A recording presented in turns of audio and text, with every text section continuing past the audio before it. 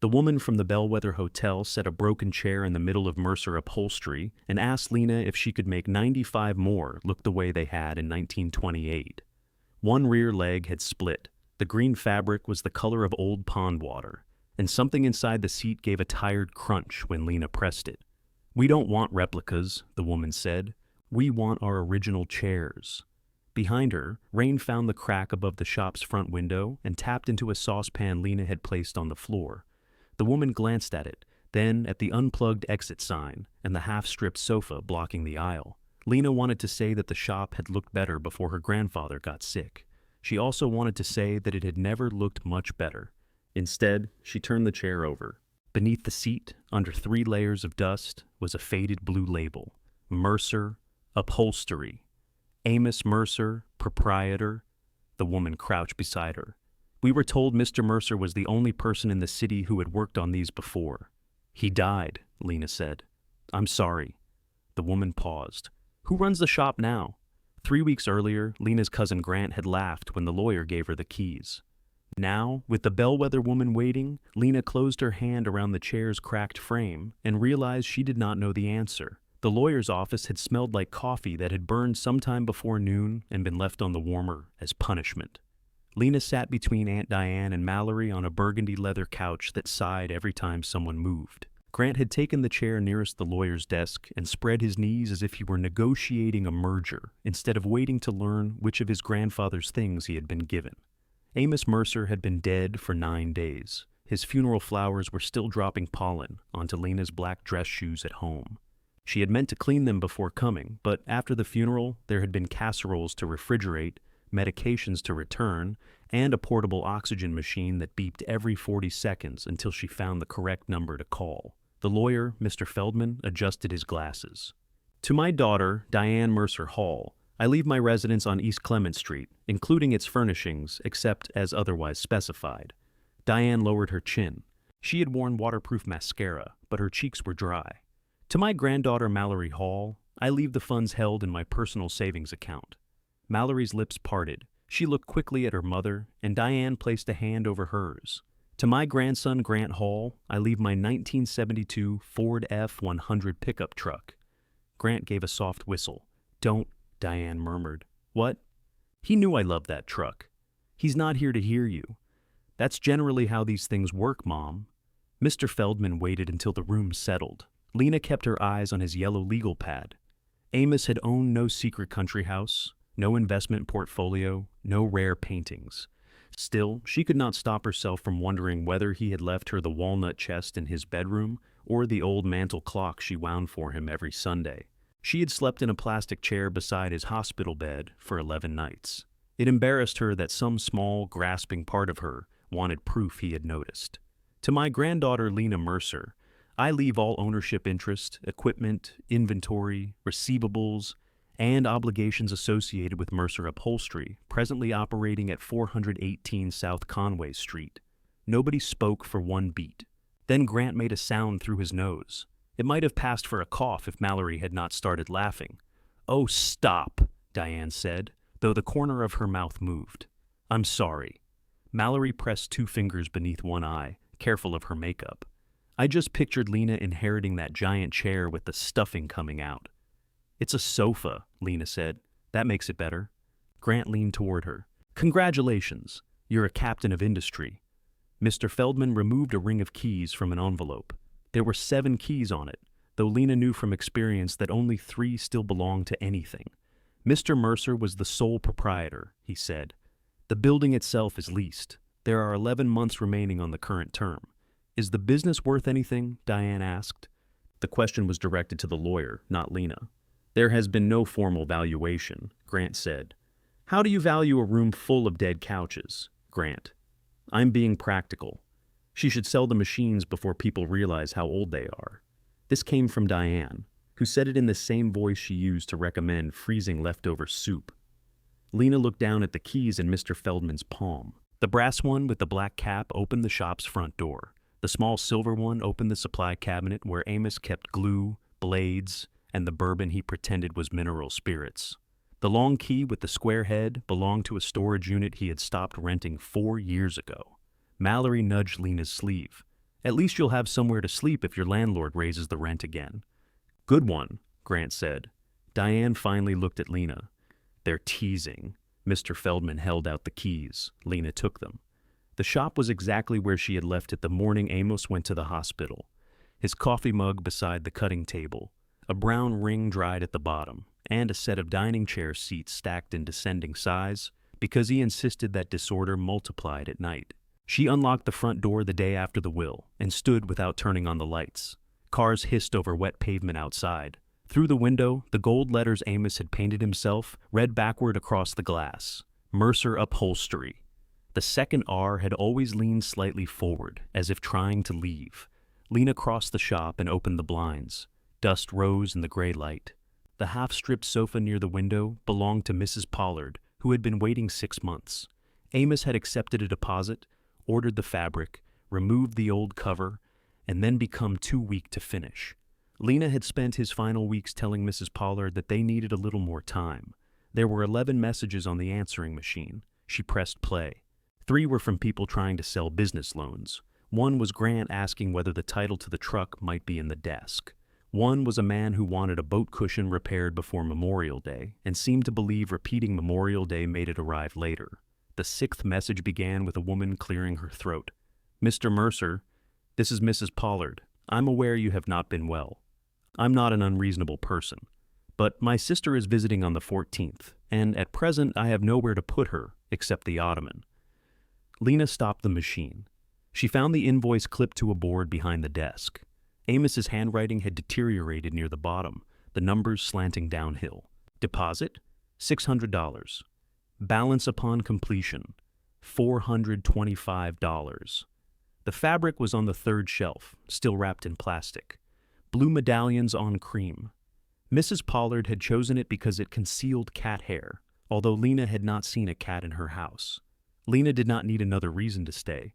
She needed to finish the sofa because the woman had paid for it. That was different.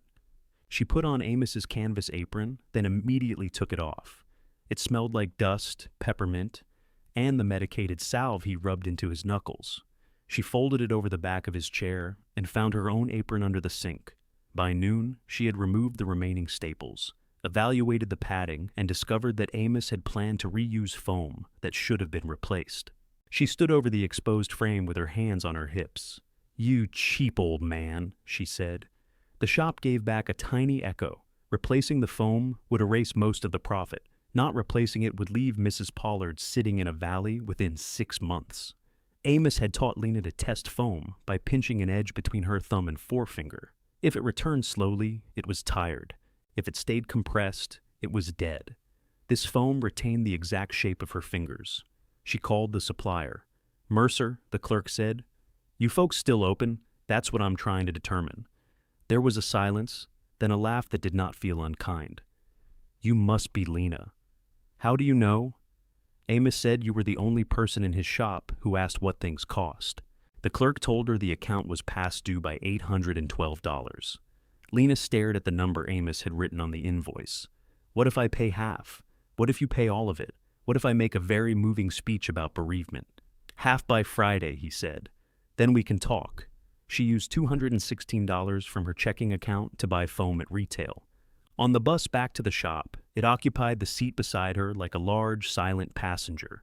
An older man looked from the foam to Lena. "Boyfriend make you carry that?" "My grandfather died." The man moved to another seat. By the following afternoon, Lena had rebuilt the sofa deck and begun cutting the fabric. Her hands remembered procedures her mind had spent years dismissing as errands. Match the center of the medallion to the center of the back. Leave more allowance than confidence says you need. Keep the blade vertical. Never pull from only one direction. At 4, the bell above the front door rang. Diane entered carrying an empty cardboard box. She wore pale trousers that should not have come within 20 feet of an upholstery shop. Her gaze moved over the room, lingering on the bundles of cotton, the springs hanging from nails, and a Victorian armchair whose owner had stopped answering the phone in 2019. "I thought you'd be sorting," she said. "I am." Diane touched the newly cut fabric. "You're actually finishing this?" "Mrs. Pollard paid for it."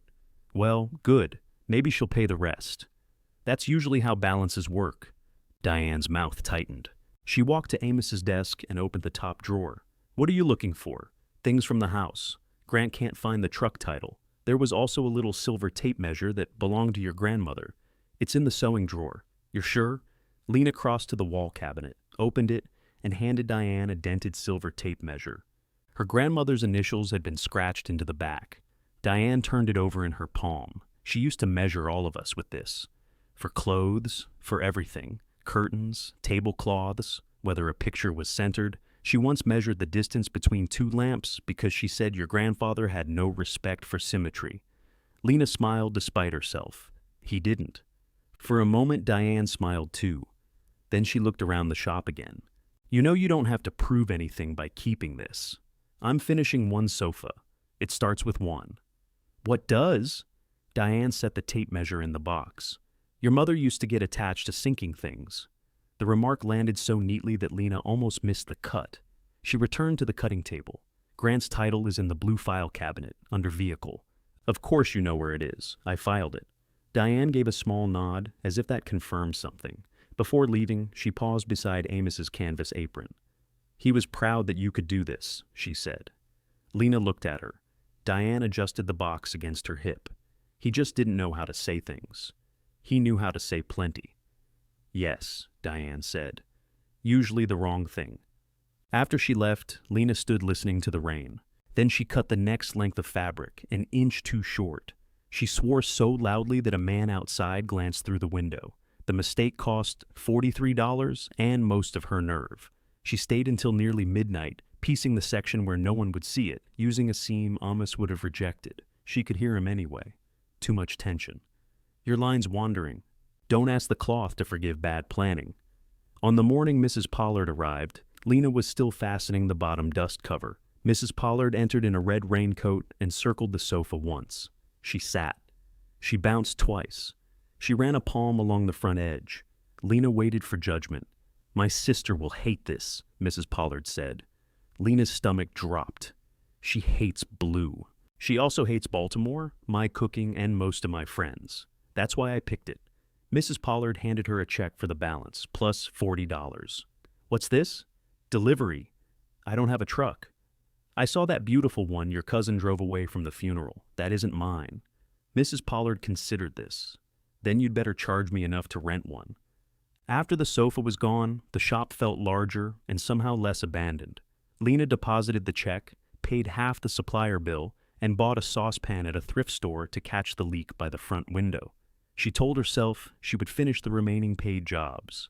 Then she would sell the machines, return the keys, and find work where no dead man could correct her from an empty chair. 3 days later, the Bellwether Hotel's operations director walked in with a broken green chair and asked for Amos Mercer. Lena turned it over and found the old blue label beneath the seat. "Who runs the shop now?" Celeste Warren asked. Rain tapped into the saucepan. Lena looked at Amos's name, then at her own hands braced against the chair he had repaired almost 50 years before. "I do," she said. Celeste's eyes moved to the unfinished seam Lena had hidden beneath Mrs. Pollard's sofa, except the sofa was gone, and there was nothing left to inspect but Lena. "How long have you run it?" "About 6 minutes." Celeste blinked. "My grandfather left it to me," Lena said. "I worked with him for 6 years. That is not quite the same as running it." "No." Most people softened when Lena agreed with their doubts. Celeste did not. She removed a pair of black gloves and tucked them precisely into her coat pocket. "We found the chairs in a basement storage room during demolition, 96 altogether. Some are intact, some are in pieces. 2 may actually be pieces of other chairs. And you want them restored by when?" "I haven't said we want you to restore them. You carried one through the rain. I wanted an assessment." Lena looked at the chair again. "You want an assessment from Mr. Mercer?" "Yes." "He's still dead. That does complicate scheduling." A laugh escaped Lena before she could stop it. Celeste did not smile, but the muscles beside her mouth loosened. The chair had a walnut frame, narrow through the back, with a carved fan detail that someone had filled with furniture polish until its grooves were nearly black. Lena ran her thumb along the crest rail. The frame shifted slightly under pressure. Not loose exactly. More like it remembered how to move. Did somebody try to fix these recently? Several companies have looked at them. That wasn't my question. One contractor added metal braces to two. Another suggested replacing the seats with plywood. Did they? We did not authorize it. Good. Why? Lena crouched and pressed one knee against the chair's front rail while drawing the back toward her. The joints flexed. The split rear leg opened a fraction, exposing pale wood inside. These were built to give a little, not enough to feel unstable, but enough to survive people leaning back after dinner. If you lock one section with steel, the pressure goes somewhere else, usually here. She touched the split. Celeste crouched opposite her. Rain darkened the shoulders of her navy coat, but she seemed not to notice. You know that from working on these chairs? I know it from looking at this one. What did your grandfather do to it? Lena studied the faded label, then the dark tacks and uneven lines beneath the seat. Amos had repaired the webbing at some point, probably the late 70s. The cover was newer. Machine staples sat among hand-driven tacks. He opened the seat and retied at least 2 springs. He replaced this corner block. He didn't do the green fabric. How can you tell? He would have centered the stripe. Celeste looked down. A faint woven stripe ran an inch to the left of the seat's center. That seems minor. It is, unless you have 96 of them in one room. This time, Celeste did smile. She stood and took a white business card from her pocket. Under her name, the title read, Director of Operations, Bellwether Hotel. Her phone number had been written again on the back in blue ink, as if she did not trust the printing. Come see the rest tomorrow, 10 o'clock, I have a delivery. The words came out before Lena remembered she no longer had the sofa or a truck. Celeste raised one eyebrow. Had, Lena said. I had a delivery. 10 o'clock then. What should I do with this chair? Bring it. You brought it. Yes.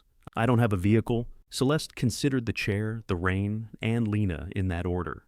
My driver is double parked. He'll take it back. Of course she had a driver. Of course Lena had just announced to a hotel operations director that she could not transport a dining chair. Celeste put on her gloves. For what it's worth, Miss Mercer, the contractor with the largest facility gave me the least useful answer. What did he say? That he could make them look new. And you don't want that. No, Celeste said. I want them to look like they have belonged to the Bellwether for 100 years without looking like we left them in a basement for 40. The Bellwether occupied a limestone corner 6 blocks north of the harbor, wedged between a glass office tower and a church that looked irritated by both. And Lena had passed it hundreds of times without going inside. Amos said hotel lobbies were designed to make people carrying their own bags feel they had done something wrong. Scaffolding covered the lower facade. Workers rolled carts through revolving doors propped open with canvas wedges. Inside, the lobby smelled of plaster dust, lemon cleaner, and expensive coffee. Half the furniture had been draped in white cloth. The exposed half appeared too valuable to sit on. Celeste met Lena beside the front desk, speaking into a radio. No, the ballroom sconces do not go in the corridor, because they belong in the ballroom, Peter. The radio answered in a burst of static. If Peter asks, Celeste said to Lena, I resigned. Do I tell him before or after you show me the chairs? After. I'd like one peaceful minute. She wore charcoal trousers and a cream blouse with the sleeves rolled just below her elbows. The severe navy coat had made Lena imagine that she owned no other clothing, that perhaps it hung in a private closet containing 12 identical coats. Celeste led her past the closed dining room. Through open double doors, Lena saw high arched windows and bare floors marked with tape. A mural of the harbor filled one wall, its painted water newly cleaned and almost unnaturally blue. This is where the chairs will go? Lena asked. If they can be saved. How many seats? 120 when fully set. So you'll mix them with new ones? Celeste's expression suggested Lena had proposed folding lawn chairs. The additional tables will use banquettes along the walls. The original chairs will remain together. That was why centering the stripe mattered. They entered a service elevator where someone had taped a handwritten sign over one button. Do not press 3 unless you want to meet God. Celeste pressed B2. Should I ask? Electrical work? The elevator shuddered downward. How did you find the shop? Lena asked. The labels. All of them have labels? 23. We searched the business name. Your telephone number is apparently the same one your grandfather had when Baltimore still required dialing the exchange. He didn't trust new numbers. What did he think they would do? Confuse his customers. Celeste glanced at her. Did they? He had 6 customers left. The elevator doors opened onto a concrete corridor crowded with dismantled light fixtures, rolls of carpet, and frame prints facing the wall. The basement smelled damp, despite the dehumidifiers roaring at either end. A banquet captain named Tasha waited beside a wire storage cage. She was a broad-shouldered woman in a burgundy hotel vest with a radio clipped to her waistband and a pencil stuck through her bun. "This is Lena Mercer," Celeste said. Tasha looked past Lena. "Where's the old man?" "Dead," Celeste said. "Oh," Tasha removed the pencil from her hair. "That's inconvenient." "So, I've heard." Tasha looked at Lena more carefully. "You the granddaughter who used to bring him lunch?" "Sometimes. He told me you didn't put enough mustard on anything. That sounds like him. He complained about my coffee for 17 years and drank it every time." Celeste unlocked the cage. The chairs stood in rows, some upside down on others, some leaning against the concrete wall. There were far more than Lena had allowed herself to picture.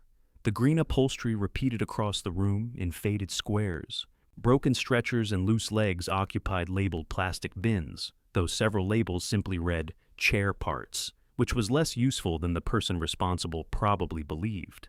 Lena stopped at the threshold. Amos had always told customers that numbers changed the nature of work. 1 chair was a repair, 4 chairs were a set. 96 chairs were a system, and any mistake became 96 mistakes. "You can walk around them," Tasha said. "They don't bite unless you sit too fast." Lena moved through the first row. She pressed joints, lifted seats, checked carved details. Several chairs bore white paint scuffs. One had candle wax hardened beneath the front rail. Another had been repaired with a screw driven directly through the carved fan. She winced. "That bad?" Celeste asked. "That screw is a hate crime." Tasha laughed. Lena knelt beside a chair with most of its upholstery missing. Beneath the green cover was a layer of red fabric, then brittle muslin. She teased back an edge without tearing it. "What was the dining room like before the 80s renovation?" "Dark," Tasha said. "Red carpet, red curtains, little lamps on every table. The whole place looked like it served steak to people with secrets. You remember these?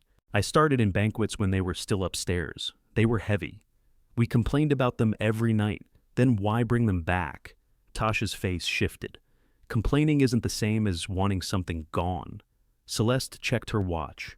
"The hotel's anniversary reopening is in 5 months. The dining room must be installed 3 weeks earlier for staff training and photography. Who chose this green fabric? No one currently employed will admit it.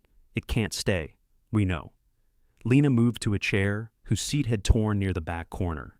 Inside the opening, she could see the edge of the older red cloth. Protected from light, the color remained deep and warm. She pulled out her phone and took a photograph. Celeste said, "Can you do it?" The truthful answer formed several separate pieces. Lena knew how to strip and rebuild a chair. She could match fabric, tie springs, replace webbing, and shape padding. She did not know how to calculate 96 chairs, how to employ anyone, or how to buy material with $400 in her account. She had never negotiated a contract larger than a sofa. She had no truck, no insurance she trusted, and no living grandfather to tell her she was holding the wrong tool. "I can tell you after I open one," she said. Celeste folded her arms. "Everyone else gave me a price after looking at photographs. Then everyone else was guessing. How long do you need? For an assessment? For one finished chair?" Lena looked around the cage again. She chose a chair near the middle, neither the best nor the worst. Its frame seemed sound, but its seat sagged and the back shifted under her hand. It was the kind of chair that could make a liar out of an estimate. 10 days. Celeste nodded once. "The hotel will pay for the sample if you give us a written estimate first. I'll need to take it to the shop. I assumed you would. And I'll need access to any old photographs of the dining room. We have archives, fabric records, invoices, renovation notes, anything that might show what was original. Send me a list." Tasha pulled the pencil from her bun again. "Anything else?" Lena looked at the rows. "Yes. Please don't let anybody stack them like this again." Tasha followed her gaze. "That was Peter." "I knew I disliked Peter," Celeste said. The hotel delivered the chosen chair that afternoon. It sat alone in the center of Mercer Upholstery, under the brightest light, looking smaller than it had among the others. Lena photographed every side. She assigned it the number B-17 and wrote that number on a paper tag tied loosely around the front rail. Then she removed the green cover, the staples, and the crumbling foam beneath. The red fabric emerged slowly, carrying a fine line of gold in its weave. Under that was horsehair padding, compacted but usable, and 8 small coil springs tied in a pattern Lena had never seen Amos use on modern furniture. On the inner rail, written in pencil, were 2 names: A. Mercer, 1978. S. Ortiz. Lena sat back on her heels. At the rear joint, hidden by upholstery, a fracture traveled halfway through the walnut. She could make the chair beautiful. Without the right frame repair, someone would lean back during dinner and split it open. She found Sam Ortiz's old number taped inside Amos's desk drawer beneath a receipt for sharpening shears. She called twice before a man answered. "What? Mr. Ortiz?" "Depends who wants him. My name is Lena Mercer." The silence became so complete, she checked the screen to see whether the call had dropped. Finally, Sam said, "I heard Amos died. I found something with your name on it. If it's money, he spelled my name wrong. It's a chair. That sounds more like him. I need your help." "No," Sam said and hung up. Lena stared at the phone. Then she called again. It went to voicemail after 1 ring. "Mr. Ortiz, I understand that no is a complete sentence. Unfortunately, so is chair collapses under hotel guest, and I'd like to avoid saying that one. Call me." She set the phone beside B17 and examined the fracture again. The crack ran diagonally from the dowel hole toward the outside edge.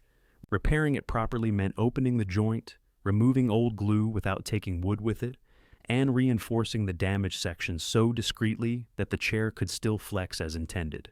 She knew the sequence. Knowing the sequence was not the same as trusting her hands. Amos had rarely allowed her to work on structural repairs. He would call her over, make her identify the problem, then shift his body between her and the chair. "Watch," he would say. "I am watching." Then watch closer. She could remember every movement and none of the reasons. The next morning, Lena found a man standing outside the shop at 8:20, reading the gold lettering on the window as if checking for a spelling error. Sam Ortiz was shorter than she remembered. He had once seemed large because he and Amos filled the back room with arguments. Now he was a thick, compact man in a brown work jacket, with silver hair clipped close to his head and a mustache that looked severe until he spoke. "You always leave people standing in the rain?" he asked. "You hung up on me." "That was indoors." She unlocked the door. Sam entered without waiting to be invited. He glanced at Amos's empty chair, then turned toward B17. "You stripped it too far." "I needed to see the frame." "You could see the frame 2 layers ago. I couldn't see the fracture." Sam put on his glasses. They hung from a black cord around his neck, and one lens was smudged with something blue. He crouched beside the chair. "Who picked this one?" "I did." "Why?" "It seemed average. No such thing in a set this old." He pressed the joint, then traced the crack with his thumbnail. Lena waited. Sam smelled faintly of cedar shavings and spearmint gum. "You're right," he said at last. "It needs work. I knew that." "Then why am I here?" "Because knowing what a problem is and being the best person to fix it aren't the same thing." He looked over his glasses. "Amos teach you to say that?" "No. He was more of a pretend you know everything until—" "Somebody bleeds, man." Sam made a sound that might have been a laugh. He stood and wandered through the shop, touching nothing. At the supply shelves, he checked the labels Lena had rewritten when Amos's handwriting became illegible. At the cutting table, he ran 2 fingers over a gouge in the wood. "You got a contract?" "A sample." "That's not what I asked." "If they approve the sample, there may be a contract." "How many?" 96. He turned slowly. "Dining chairs?" "Yes." "For who?" "The bellwether." Sam looked back at B17. "So they finally dug them out."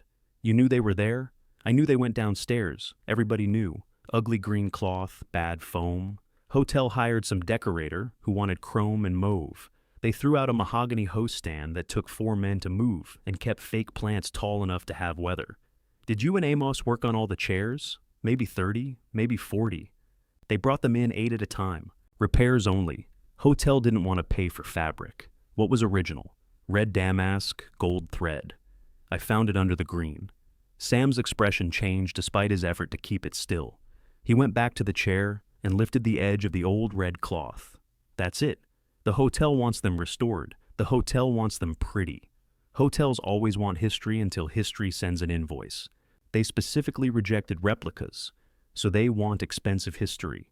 Lena handed him her preliminary material calculations. He studied the page, flipped it over, then checked the back as if additional competence might be hiding there. Where's labor? I haven't finished that. Where's overhead? I haven't. Insurance, delivery, waste. It's preliminary. It's wishful thinking with numbers. She took the page back.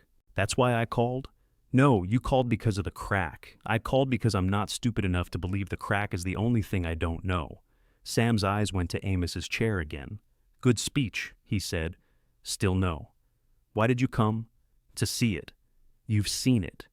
Yes? Then go. She turned away before disappointment could make her polite. She collected the loose upholstery into separate paper bags, one for each layer, and wrote B-17 on them. Sam did not leave. He examined the damaged joint once more. You can't inject glue and clamp it. I know. Some people would. I'm not some people. Amos would, if the customer was cheap. Lena stopped writing. He would not. Sam's face stayed calm. You think every repair under his label was good? I think he wouldn't send out a chair he knew could break. Toward the end, his hands hurt. He started taking shortcuts. Then he blamed me when I wouldn't put my name next to them. He had arthritis. He had pride. The arthritis just gave it more places to live. Lena set down the marker. Is that why you quit? It's why he told you I quit. What actually happened? I told him we needed to slow down. He said I was old. I told him I was 3 years younger than he was. He said I had always lacked stamina. That sounded exactly like Amos, which made it worse. What did you say?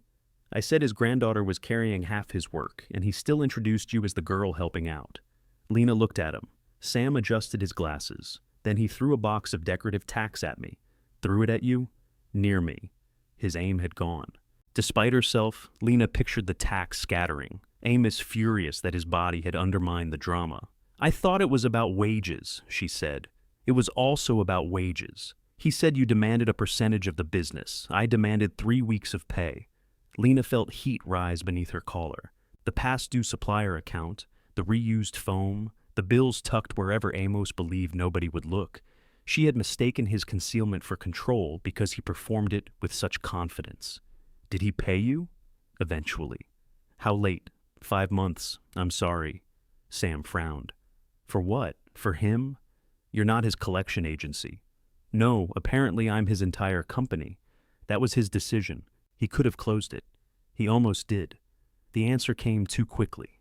Lena waited, but Sam seemed to regret saying it. When? Doesn't matter. It matters to me. He called me last spring, asked if I wanted to buy the machines and take over the lease. The cutting table pressed against Lena's palm. What did you say? I said no. Why? Because I had work. Because I didn't want to spend the rest of my life arguing with his ghost. And then he left it to me. Sam took off his glasses and wiped the blue smudge with his shirt. Looks like he found someone else. It was cruel, but not casually cruel. Sam said it as a warning he believed she deserved. Lena looked around the shop. The machines had seemed like proof of Amos's faith for exactly half a morning. Now they might only have been objects he could not sell. I'll pay you for the sample, she said. You can't afford me. Tell me your rate. He did. She managed not to react until he added, 4-hour minimum. I need 2 days. You need 4. 2 with you. I'll do the upholstery. If your work is bad, my frame repair doesn't matter. If my work is bad, you can say so. I usually do. I remember. Sam put his glasses back on. Cash at the end of each day. Agreed. Don't agree when you don't have it. I have it.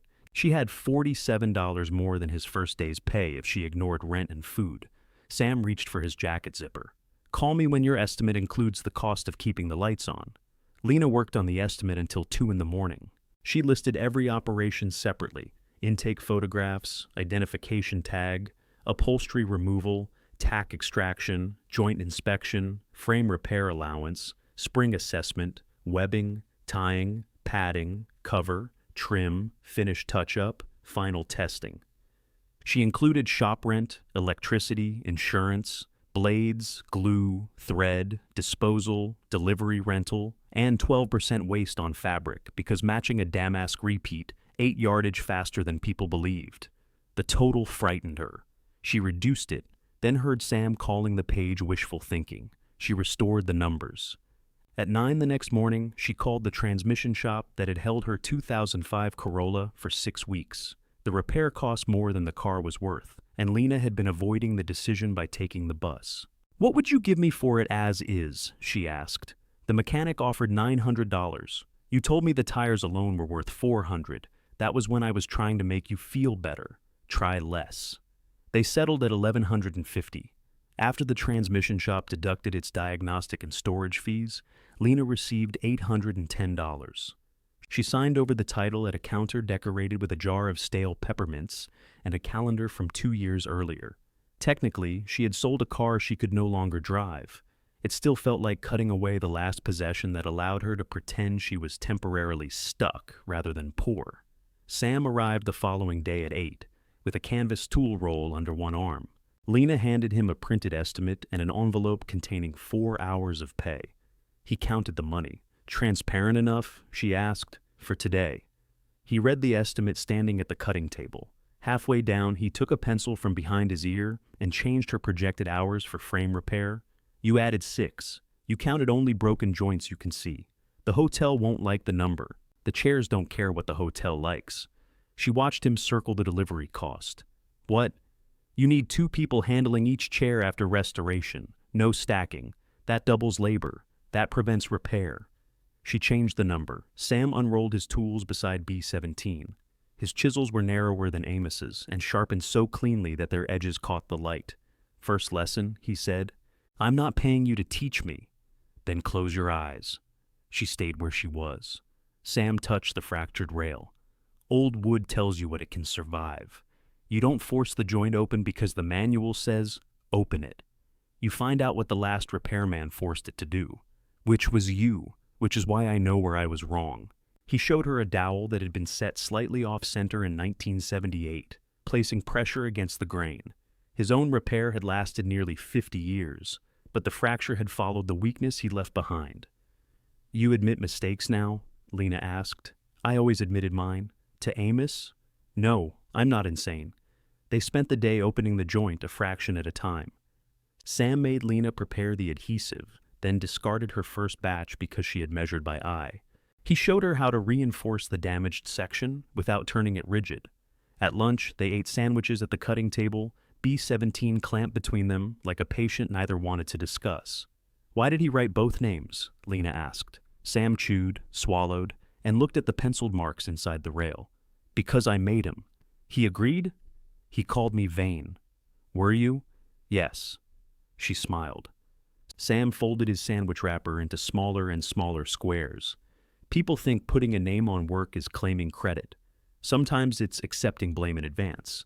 When the glue had cured enough to release the first clamp, the joint held firm, but still gave under pressure. Lena ran her fingers over the repair. It was nearly invisible. "You'll come back tomorrow?" she asked. I agreed to the sample. "You agreed to 4 hours. You paid for 8. I paid for today." Sam began rolling his tools. "Tomorrow," he said, "we find out whether you know how to tie a chair spring or only watched an old man do it." Lena knew how to tie a chair spring. She knew the knot, the direction of tension, and the order in which the cords crossed. She also knew Sam had positioned himself where he could see her hands without appearing to watch. She tied the first spring. "Wrong," he said. "The knot is right. The spring is leaning. It was leaning before I touched it. And now it's leaning with a new knot." Lena cut the cord. By the 4th attempt, the spring stood straight. By the 8th, the seat had begun to take shape, firm at the front edge, slightly yielding through the center, with all 8 coils sharing the pressure. Sam pressed his palm against it. Again. "What's wrong now?" "Sit. There's no padding." "I know." She sat carefully on the web of cord and bare springs. One coil rose higher than the others and found the underside of her thigh with personal enthusiasm. Sam folded his arms. I felt it. "Good." Again. "You enjoy this." "I enjoy chairs that don't assault people." She cut the center ties. They worked until lunch without speaking beyond measurements and corrections. Sam was not patient exactly, but his impatience had edges Lena could use. Amos's criticism often arrived as disappointment, leaving her to guess what standard she had failed. Sam named the failure and handed her the tool required to fix it. At noon, he opened the small refrigerator under the sink and found a jar of pickle relish, 2 bottles of water, and Amos's bourbon. "You keep liquor beside the glue?" he asked. "I didn't put it there." Sam held the bottle toward the light. A strip of masking tape covered the label. Mineral spirits had been written across it in Amos's block letters. "Subtle," Sam said. He also kept cash in a coffee can labeled Screws, which contained screws. "I found that out." Sam poured the bourbon down the sink. Lena watched. "That was probably old. So am I." "Doesn't mean you leave me near a pilot light." He rinsed the bottle and dropped it into recycling. The gesture was so domestic and final that Lena wondered how many times Sam had wanted to do it while Amos was alive.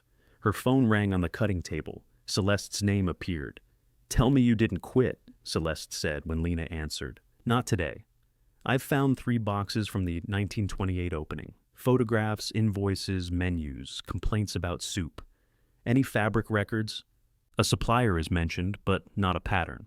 Can you come this afternoon?" Lena glanced at Sam. He shook his head. 4 o'clock, Lena said. "I have to finish the spring deck." That sentence gives me more confidence than it should. When the call ended, Sam said, "You're trying to finish today?" "I've used 5 of my 10 days. You spent 2 making estimates." "I spent 2 making estimates you wouldn't call fantasy. Time spent correctly still counts." They finished tying at 3:30. Lena layered burlap over the springs, stitched each coil to it, then built the seat with cleaned horsehair and new cotton. She shaped the front edge by hand, drawing loose fibers away and returning them until the line felt generous without becoming swollen. Sam stood back. 2 round, he said. "It matches the photograph." "What photograph?" Lena showed him the image she had taken in the basement of the exposed red layer. The cloth preserved the shape beneath it, including a faint ridge along the front. Sam enlarged the picture with 2 fingers. "That's not the original edge." "How do you know?" "Because I made that edge in '78. He pinched the newly shaped padding and reduced its curve. What was original? Flatter. Hotels wanted flatter because waiters had to carry chairs by the seat with one hand. Tasha said they were heavy. Tasha was right. You remember her? I remember everybody who gave us coffee. She arrived at the bellwether 12 minutes late with horsehair clinging to her sweater. Celeste noticed it and said nothing. The archive boxes sat on a banquet table in a small meeting room. Tasha was already there, wearing reading glasses low on her nose and holding a menu by its edges. "Celery consommé," she said. 40 cents. That's hot water with confidence. Celeste slid a photograph toward Lena. The original dining room was darker than she expected. Tall velvet curtains framed the windows, and white tablecloths floated beneath shaded lamps. The chairs were unmistakable. Their backs formed repeating fans around the room. In black and white, the upholstery looked nearly black. "Any color images?" "Color film wasn't particularly cooperative in 1928, Celeste said. "There are paintings," Tasha said. "One of them makes the chairs purple, but the harbor is orange." Lena opened a ledger. It listed payments to H. Barlow Textiles for 58 yards of Cumberland pattern, crimson and gilt. The company had disappeared decades ago, but the wording mattered. "Crimson," she said, "not burgundy." "Is there a difference?" Tasha asked. "There will be when 96 chairs are under those windows." Celeste handed her a plastic sleeve containing a photograph from an employee dinner in the early 1960s. The colors had shifted toward yellow, but a chair near the camera showed a deep red seat and a dull gold stripe. "This helps," Lena said. "What else do you need?" "Permission to take a thread from the protected fabric layer." "You already took one, didn't you?" "No." Celeste looked surprised. "I took photographs. The chair still belongs to you. Take what you need, within reason." "Define reason." "If I walk into your shop and find the chair on fire, you exceeded it." Tasha removed her glasses. "That should be in the contract." "The contract did not yet exist," Lena reminded herself. They found an upholstery invoice from 1978 with Amos's signature at the bottom. Beside his name, in tighter handwriting, was S. Ortiz. The invoice included 32 frame repairs, spring work as needed, and replacement dust covers. Amos had charged less for all 32 than Lena's current material estimate for one complete chair. She took a photograph. "You're smiling," Celeste said. "I'm enjoying being more expensive than my grandfather. That may be the first requirement of staying in business." Back at the shop, Lena found Sam sweeping horsehair from the floor. You didn't have to clean. You think I wanted to stand in it tomorrow? She showed him the invoice. He looked at the old total and made a disgusted noise. You signed it, she said. I argued for another $120. Did you get it? No. Then you signed. I needed the check. The answer stripped the memory of romance. 32 restored hotel chairs sounded impressive until Lena imagined waiting for rent with Amos refusing to raise the price. She handed Sam the phone so he could see the archival photograph. Crimson and gilt, she said. It was darker than that picture. I have the protected section. Not enough for a cover. I called 6 mills. 2 no longer do commercial damask. One said 1,200 yards minimum. One thought I was asking about wallpaper. And the others? One can reproduce it if I mail a sample, but their lead time is 10 to 12 weeks. The hotel needs the chairs installed in 4 months. Cuts it close. It cuts everything close. For B17, she bought 2 yards of a stocked commercial damask in deep red.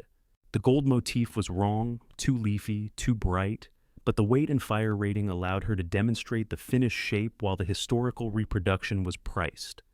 When she laid it across the seat, Sam frowned. It looks expensive. It is expensive. That's not what I meant. What do you mean? It looks like a restaurant where the waiter calls gravy a reduction. The Bellwether is a hotel where celery water cost 40 cents. Then it's perfect. On the 8th day, Lena cut the fabric. She aligned the central motif with the carved fan in the chair back, and left enough allowance to correct her own confidence. Sam said nothing as she pulled the cloth into place. She worked opposite sides, maintaining even tension. At the corners, she folded the bulk inward so the outside line remained clean. The first corner took 19 minutes. Amos could do it in 6, she said. Amos had ugly corners until 1994. He told me he invented that fold. He stole it from a woman in Richmond. What woman? Wouldn't tell me. Probably because she was better than him. By evening, the seat was covered. Lena attached a plain temporary trim rather than pretending she had matched the original. Beneath the chair, she fastened a small muslin pocket containing the removed layers, each labeled, and a card identifying what had been replaced. Sam read the card twice. Too much? She asked. No. Amos wouldn't have done it. Amos believed record-keeping was how the government found you. On the 9th day, they touched up the finish without stripping away the scratches. Lena cleaned old polish from the carved grooves, and the walnut fan emerged sharp and warm. Sam tested every joint, then sat in the chair and leaned back hard enough to make Lena grab the table. Are you trying to break it? Yes. Could you not? No. The frame flexed and returned. On the 10th morning, B17 stood near the front window. It did not look new. The walnut still carried dents. One shallow burn mark remained on the rear rail, but the chair had regained its proportions, and the red seat seemed to belong beneath the carved back in a way the green never had. Celeste arrived with Tasha. Tasha walked around B17, then sat without asking permission. She leaned forward, back, and sideways. She lifted it with one hand beneath the seat. Still heavy, she said. That part was outside my control, Lena replied. Celeste did not sit. She examined the centered pattern, the restored fan, and the documentation pocket beneath the seat. Finally, she stopped at the burn mark. You left this. It's stable. Removing it would mean sanding away original wood. It looks damaged. It is damaged. Celeste's gaze sharpened. Lena made herself continue. You said you wanted the chairs to look as though they belonged to the hotel for 100 years. They can't do that, and also look untouched. For several seconds, only the rain spoke. Then Tasha rubbed one finger over the burn. This was probably somebody's cigarette. Or a hot serving dish, Lena said. Cigarette. People used to smoke everywhere. You'd clear a table and find ashes in the butter. Celeste sat in the chair at last. She placed both feet on the floor, settled her shoulders, and looked across the shop at the empty seat Amos had left behind. How many can you complete per week? She asked. Lena's prepared answer was 8. Sam had crossed it out and written 5. 5, once the material arrives. That does not meet our installation date. No. Sam remained near the cutting table, offering no rescue. Lena said, I can build to 7 with another experienced person and a dedicated sewer. Any more than that, and I'd be guessing again. Celeste ran her hand along the front edge. The sample is approved, she said. Send me the final estimate and production schedule by Monday. Tasha grinned at Lena. Sam only nodded. After they left, Lena stood beside B-17, trying to feel victorious. Sam began packing his tools. "You heard her?" Lena said. "It's approved. The chair is approved. That's what I said." "No. You said it like the other 95 were finished." She looked at the rows of figures spread across the cutting table. Labor, fabric, rent, delivery, insurance, wages. The number at the bottom was larger than anything she had ever asked anyone to pay. "You'll stay?" she asked. Sam pulled the zipper on his tool roll. "For the sample," I said. "The sample is done." "Yes, and the contract isn't." "No." Lena looked at the restored chair. "What would make you stay?" Sam considered her for a long moment. "A reason to believe this won't become his shop again." "What does that mean?" Lena asked. Sam rested both hands on his rolled tools. "It means nobody works 3 weeks without getting paid. It means you don't take jobs because you feel sorry for somebody's couch. It means when the numbers don't work, you say so before the work starts. I already made the hotel an honest estimate. You made a good estimate. Honest comes when they ask you to cut it. And if they do, you decide what work you can remove. You don't remove the cost and promise the same work." Lena looked at the figure at the bottom of her spreadsheet. "Anything else?" "Yes. Family pays. My family wouldn't hire me. Family always hires you after strangers decide you're worth hiring." He picked up his coat. "I need your answer by Sunday," Lena said. "Celeste wants the schedule Monday. You don't have a contract. I can't propose a schedule without knowing who will do the work. That's your problem. It becomes yours if you stay." His hand paused on the zipper. Lena pushed a clean sheet of paper across the cutting table. "Write down what you need. Rate, hours, pay date, everything. I'll tell you what I can actually agree to. You think employment is 2 people writing wishes on paper? I think not writing things down worked badly for you last time." Sam studied her face, then set his tool roll back on the table. He wrote in small capital letters. His hourly rate matched what he had charged for the sample. He wanted payment every Friday, no unpaid waiting time while Lena dealt with customers, and authority to stop production if a frame was unsafe. He wanted to work 4 days a week, no evenings, because he had spent enough of his life eating dinner from paper wrappers under fluorescent lights. Lena added that all work performed in the shop would be documented under the name of the person responsible. Sam crossed out responsible and wrote performed. "Responsibility is yours," he said. "Your shop." The words settled between them. Lena wrote one more term. "Shop owner is paid only after employees, suppliers, rent, insurance, and taxes." Sam read it. "That's not sustainable. It's protection. It's martyrdom dressed like accounting. It means you get paid. It means you'll hide from me when you can't buy groceries, then make some stupid decision because you're hungry. What do you suggest? Put your wage in the budget, a small one. If the contract can't pay the person running it, the contract doesn't work." Amos had never paid himself a wage. He took money from the register when he needed it, then accused the register of being empty. Lena added a weekly amount for herself. It looked embarrassingly small until Sam doubled it. "I don't need that much. That's less than you'd make managing a sandwich shop." "I don't manage a sandwich shop. You also don't have a sandwich." She left the figure. They signed the paper at the bottom, though it was not a proper employment agreement and neither pretended otherwise. Sam folded his copy into quarters and put it in his jacket. "Monday," he said. 7:30. "That's a yes?" "That's Monday." The hotel did ask her to cut the estimate. Celeste called at 9:15 Monday morning before Sam had finished sharpening his first chisel. "Our finance office expected a lower labor number," she said. "Which part of the work do they want removed?" Sam glanced at Lena and kept sharpening. "They believe there may be efficiencies at this volume." "There will be. They're already included." "Can you explain?" "I priced the first chair at 31 labor hours. The production estimate averages just under 18, excluding major frame repairs. We can prepare, strip, and document in batches, but each chair still has to be inspected, repaired, tied, padded, and covered by hand. The next closest proposal is 22% lower. Does it preserve the spring systems? No. Original padding where usable?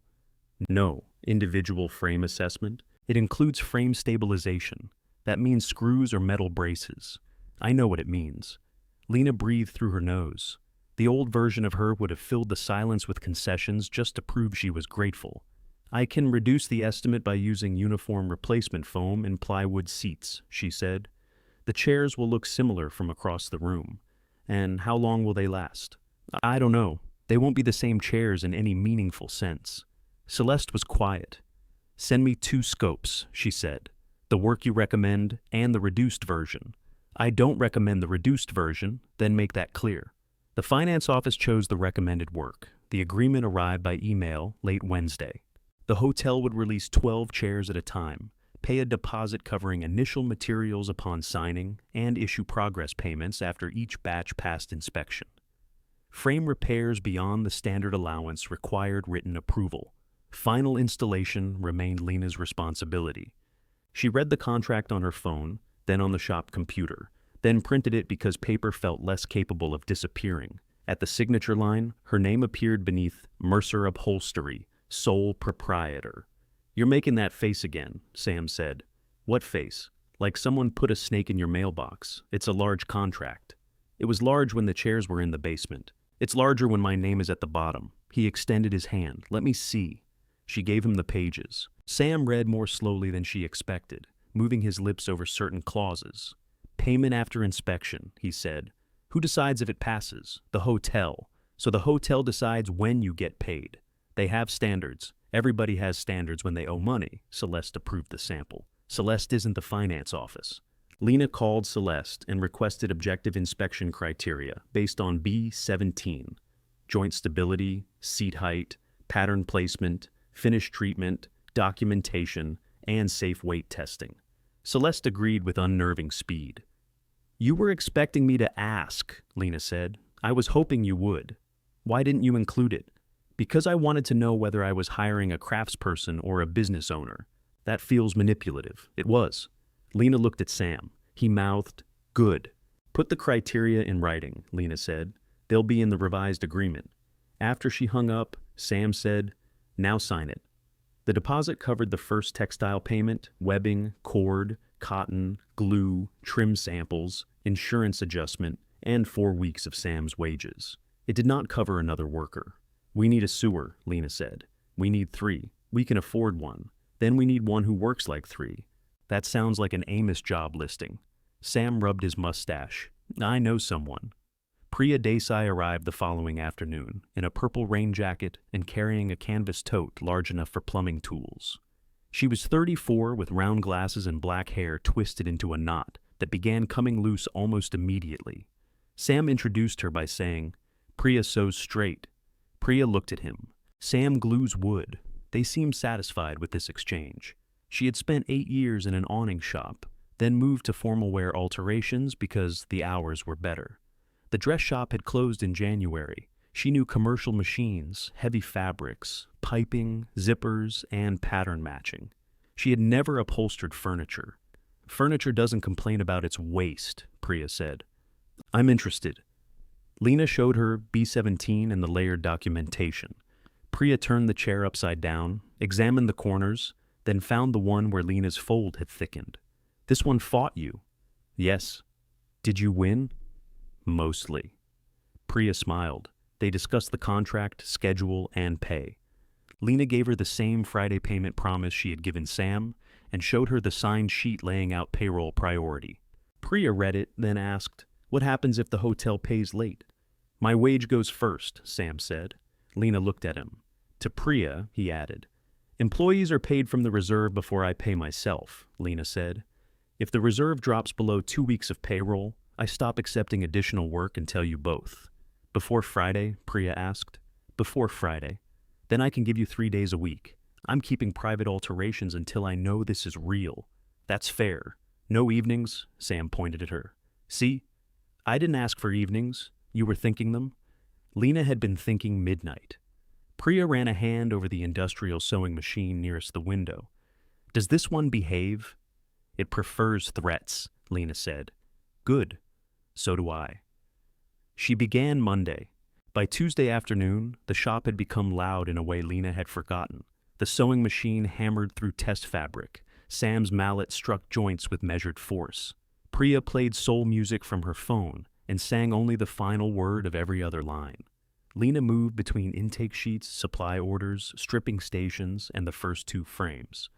They established a numbered rack for removed upholstery and a wall chart showing each chair's progress. Priya drew a tiny skull beside the column for hidden damage. "That's not professional," Lena said. "It communicates risk. It communicates death." Exactly. Tasha visited to deliver the approved textile reproduction quote and found them debating whether the skull required a key. "I vote skull," she said. "You don't work here," Lena told her. "I represent the chairs." Tasha had brought a paper bag of sandwiches from the hotel kitchen. She distributed them without asking whether anyone had eaten. "The fabric mill needs 50% to begin," Lena said after reading the quote.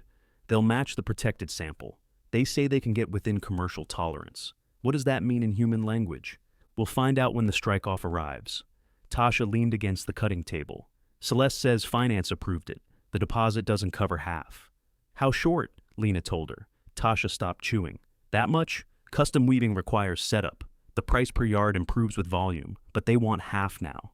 "Can the hotel pay the mill directly?" I asked. "Finance says the contract is with me." Sam said, "History sent an invoice." Tasha gave him a suspicious look. "You practice lines before I get here?" "All morning." Lena spent that evening shifting numbers. If she delayed buying cotton for the later batches, postponed her own wage, and used the last of the car money, she could fund the textile deposit. It violated the agreement she had written about paying herself, but only for 1 week. She did not tell Sam.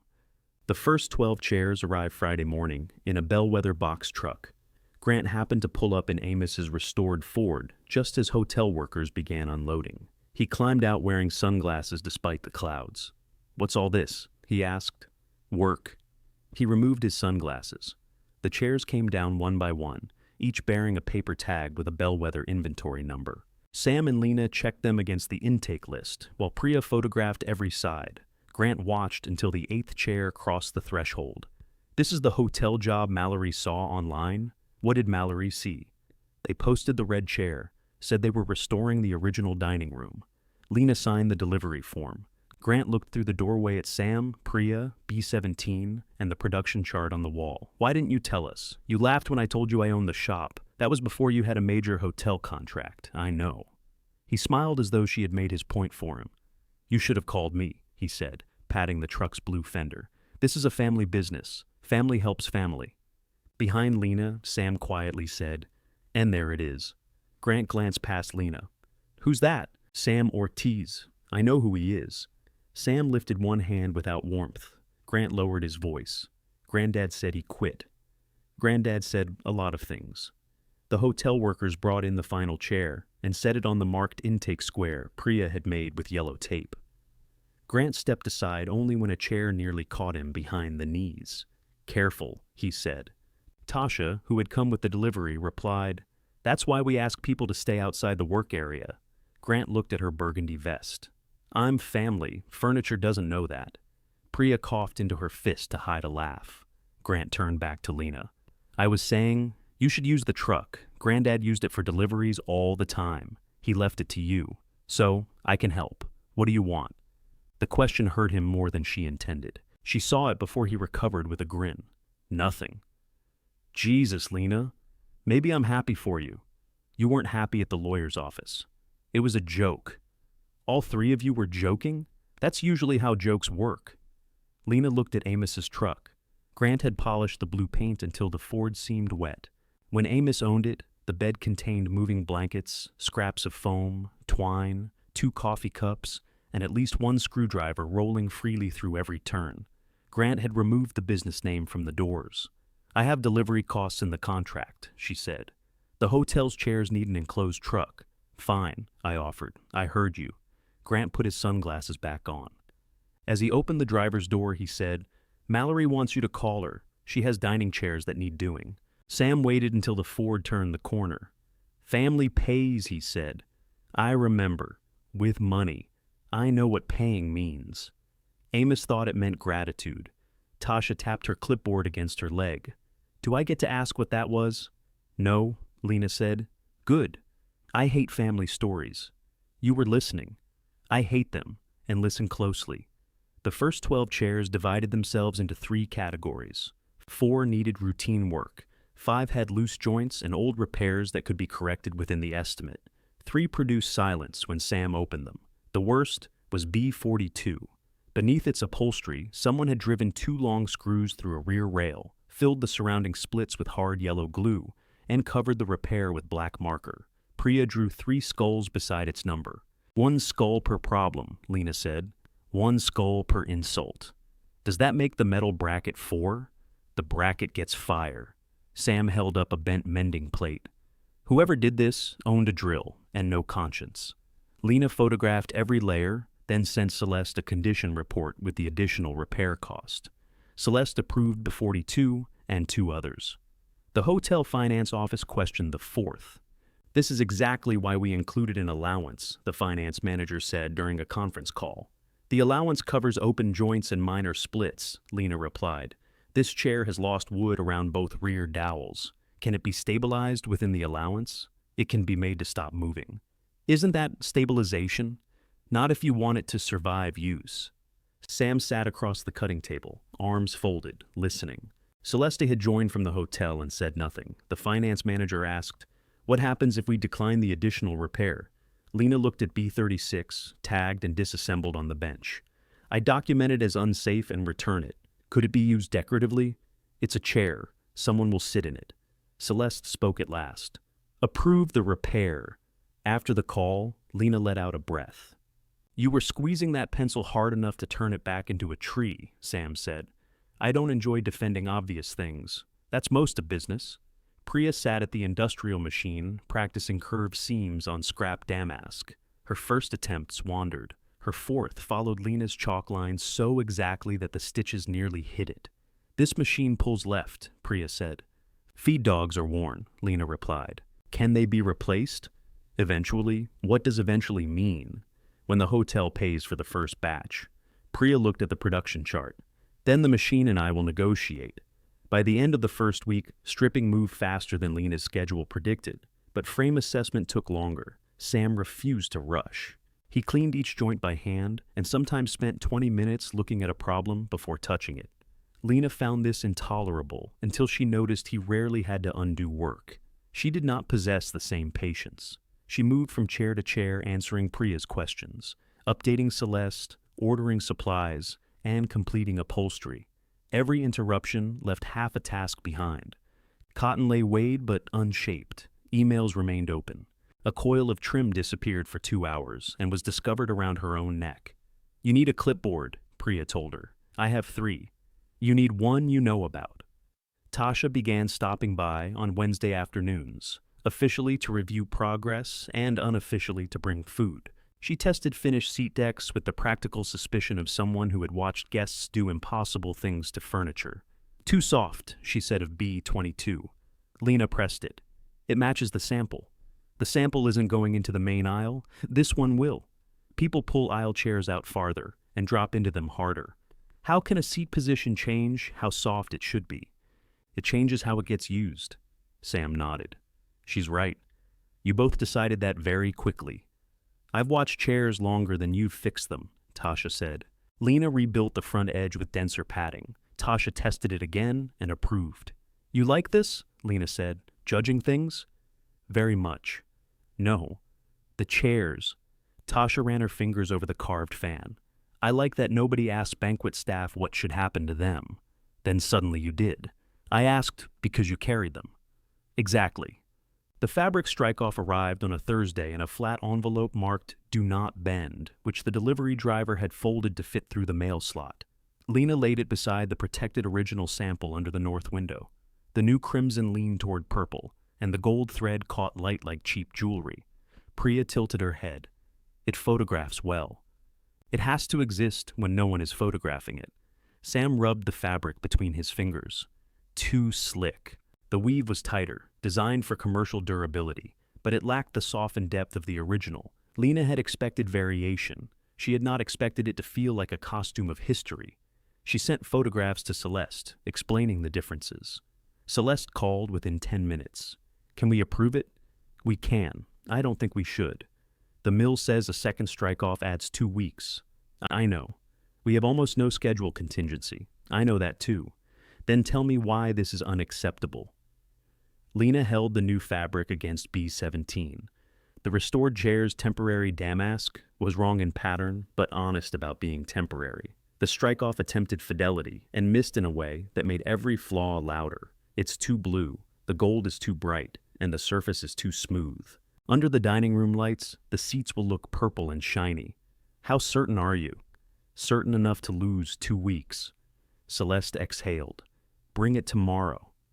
At the hotel, they carried the strike-off into the dining room. The arched windows had been cleaned, and afternoon light traveled across the bare floor.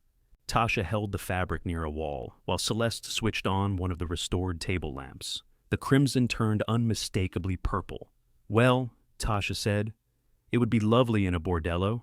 Celeste looked at her. A tasteful bordello. Lena placed the original thread sample beside it. Can the mill correct both color and finish? Celeste asked. They can reduce blue and use a duller gold. They'll adjust the finishing process, but the weave will still be tighter for durability. In 2 weeks, if they prioritize it. Celeste walked toward the windows, arms crossed. Beyond her, painters worked along the harbor mural, touching up a sail. Rejected, she said. Lena should have felt relieved. Instead, she saw the production calendar folding inward, every comfortable margin disappearing. Back at the shop, Sam found her revising the chart. You can't upholster before fabric exists, he said. We can complete frames, springs, and padding through the muslin stage. Then we'll have 12 chairs waiting for covers, and 12 more taking up floor space. The hotel can hold the second batch until the fabric ships, which delays progress payment, I know. Does the reserve cover us? Lena kept moving a magnetic tag from 1 week to another.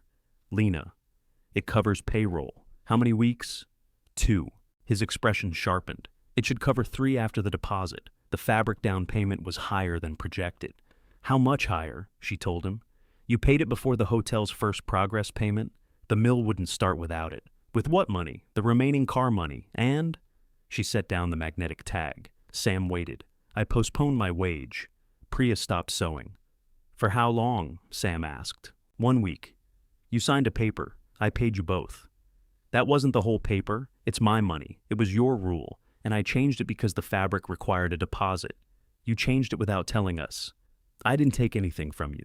Sam walked to the payroll sheet pinned inside the desk cabinet. He removed it and set it in front of her. You told Priya you'd warn us before the reserve dropped below 2 weeks. It hasn't dropped below 2. It's at 2 now, which is not below. That is Amos talking. The words struck harder than if he had raised his voice. Lena looked toward Priya, hoping for neutrality. Priya switched off the machine. I left my last shop because the owner kept saying next week would fix this week, she said. It never did. I'm not asking either of you to wait for pay. Not yet, Priya replied. Lena stared at the chart, the half-open frames, and the 12 numbered chairs filling the shop. She had believed sacrifice would prove she deserved the contract. To Sam and Priya, it looked like the first crack in a structure they had been promised was sound.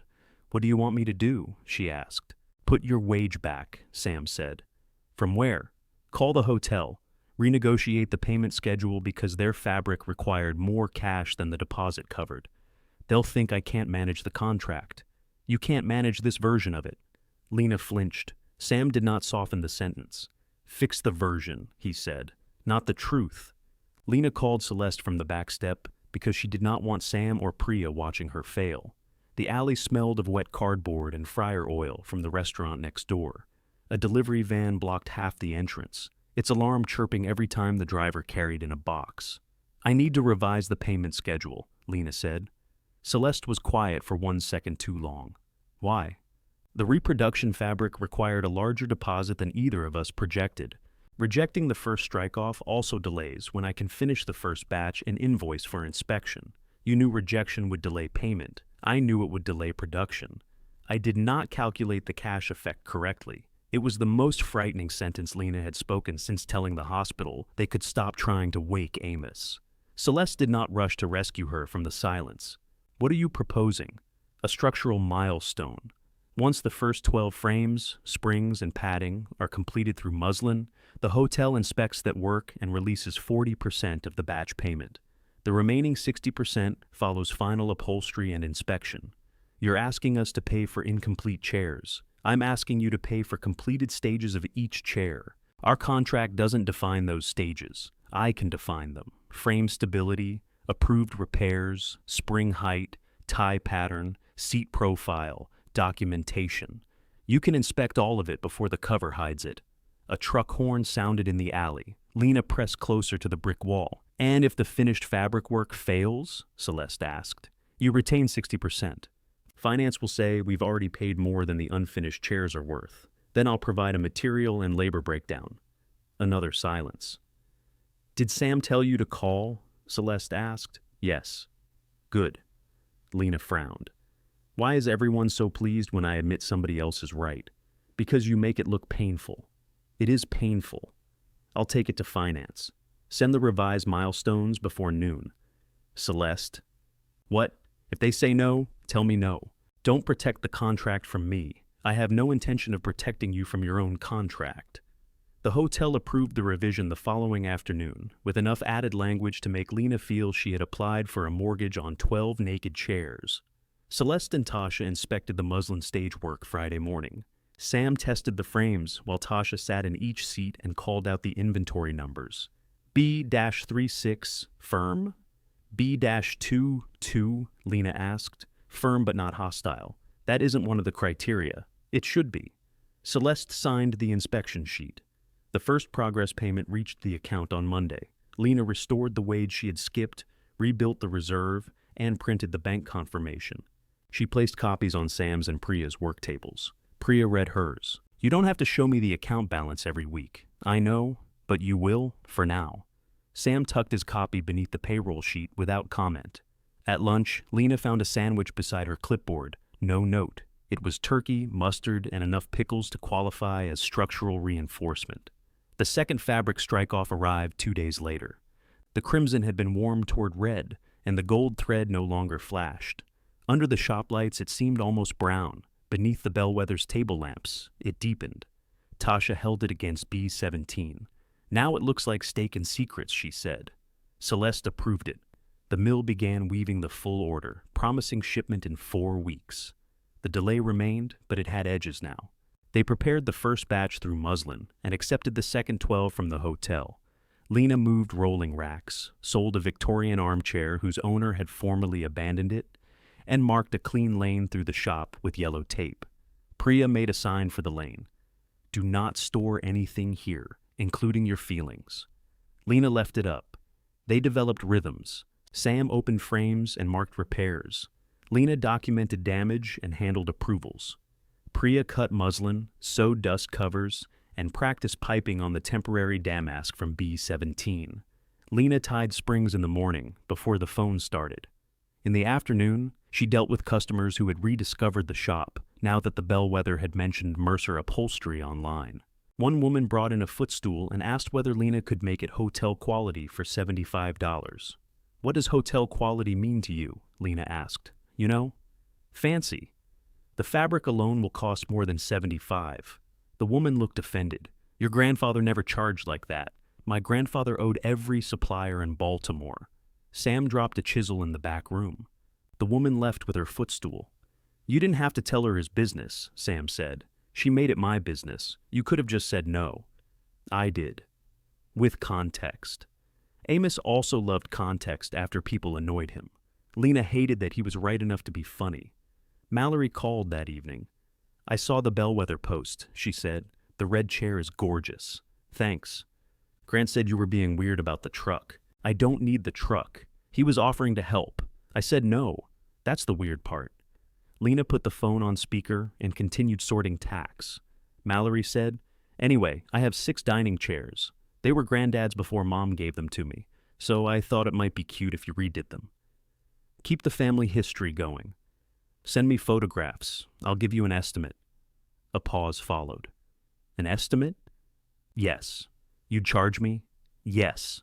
For Granddad's chairs? He didn't leave me free labor. Wow. What? Nothing. It's just interesting how fast this has become a business to you. Lena looked around at the numbered frames, purchase orders, payroll sheet, and fire-rated cotton. It is a business. Right, obviously. Mallory hung up before Lena could ask if she still wanted the estimate. Diane arrived the next morning with the same cardboard box she had carried before. This time, Grant came with her. "We're cleaning out the house," Diane announced. She said it apologetically, as if Lena had caught her doing something personal. "What do you need?" "Your grandfather kept tools here that belonged to your grandmother. Small things. Her sewing scissors, her thimble collection. The thimbles are at the house. I found some. Not all." Diane moved toward the sewing drawers. Lena stepped in front of her. "I'll look." "For heaven's sake, Lena, I'm not stealing from you. I didn't say you were. You're standing like a security guard." Grant wandered toward B17. "This the chair from the hotel's page? Don't sit in it." "I wasn't going to." He turned it over, exposing the documentation pocket. "Please put it down. It's a chair. It's a completed sample under contract. Everything's under contract now." Diane opened a shallow drawer before Lena could stop her. Inside were Taylor's chalk, curved needles, bobbins, and Amos's best upholsterer's hammer. "There," Diane said. "That hammer was your grandfather's father's. It's shop equipment. It's a family piece. He used it every day." "Exactly. It should be with the family." "It is." Diane stared at her. Grant set B17 down harder than necessary. "You don't have to make everything a fight." Lena took the hammer from Diane's hand and returned it to the drawer. "The will left me the equipment and inventory in the shop." "Nobody is talking about the will," Diane said. "You came here to take something it left me. I came for sentimental items. You received an entire business. A business you told me to sell before anyone realized the machines were old. I was trying to help you. No, you were trying to make what I got small enough that what you got felt fair." Diane's face went pale. Priya quietly stopped the sewing machine. Sam remained at his bench, but his hands no longer moved. Grant stepped closer. "Mom got the house because she was his daughter, and Mallory got the savings. You got the truck. I didn't ask for any of it. Then why are you acting cheated? Because you laughed." The room held the sentence. Diane looked at the numbered chairs, the fabric samples pinned on the wall, and the payroll sheet visible inside the desk cabinet. "We didn't know this would happen," she said. "That's why you laughed. I meant, we didn't know the hotel would come. You thought the shop had no value unless somebody important wanted what it could do." Grant shook his head. "You're making this ugly. It was ugly in the lawyer's office." Diane closed the empty box. "Your grandfather spent more time with you than anyone," she said. "You got the part of him nobody else could get near, and now you're standing there as if we took everything." The anger in her voice was real, but something beneath it surprised Lena. Not greed, injury. "He spent time correcting my seams," Lena said. "At least he looked at them." Diane turned and walked out. Grant followed, but at the door, he looked back. "You know the hotel doesn't make you better than us." "I know." The answer seemed to frustrate him more than argument would have. After the door closed, Priya restarted the machine. Sam resumed cleaning a joint. Lena opened the drawer and stared at the old hammer. Its wooden handle had been polished by hands belonging to people whose grievances she could no longer ask about. At noon, she called a locksmith. He replaced the front and rear cylinders while the shop continued working around him. The 7-key ring from Amos's estate became useless. Lena kept it anyway, dropping it into the coffee can labeled screws. The locksmith handed her 3 new keys. She gave one to Sam and one to Priya. The third she put in her own pocket. Priya held up her key by the bright orange plastic tag the locksmith had attached. "I've never had a key to a place where I worked." "That sounds inconvenient," Lena said. "It was usually presented as security." Sam slid his key onto a ring containing so many others that it disappeared immediately. "What do all those open?" Lena asked. "Things, useful, some." He put the ring in his pocket and returned to B42. The new locks changed nothing visible, yet Lena noticed them every morning. Her key entered cleanly. It did not require lifting the door by its handle or turning left before turning right, as Amos's worn cylinder had. The simple obedience of it made her suspicious. The fabric arrived in 4 enormous rolls wrapped in cloudy plastic. Lena read the labels twice before cutting the first band. Priya stood on one side of the cutting table, Sam on the other, while Tasha watched through a video call propped against a jar of pencils. "If it's purple, I'm quitting the hotel," Tasha said. "You don't work for us," Lena reminded her. "I'm expanding the threat." The crimson emerged slowly. Under the shop lights it was quiet, almost stern.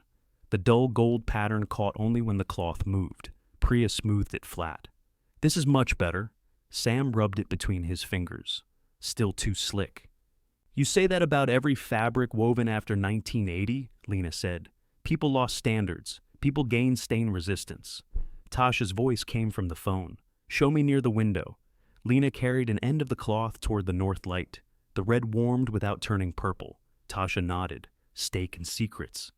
They inspected the rolls for flaws and found a narrow dye variation running through the final 6 yards of one bolt. Lena marked it for welting in concealed sections, then spent an hour reorganizing her cutting plan. Pattern repeat consumed more fabric than ordinary measurement suggested. A careless first week could leave them short on the last 12 chairs. Priya taped the cutting map to the wall.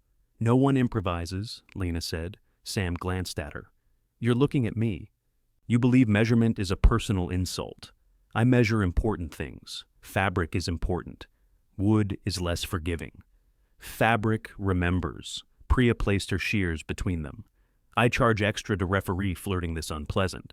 Lena stared at her. Sam said, That is disgusting. Good. Then stop. The first crimson seat changed the shop.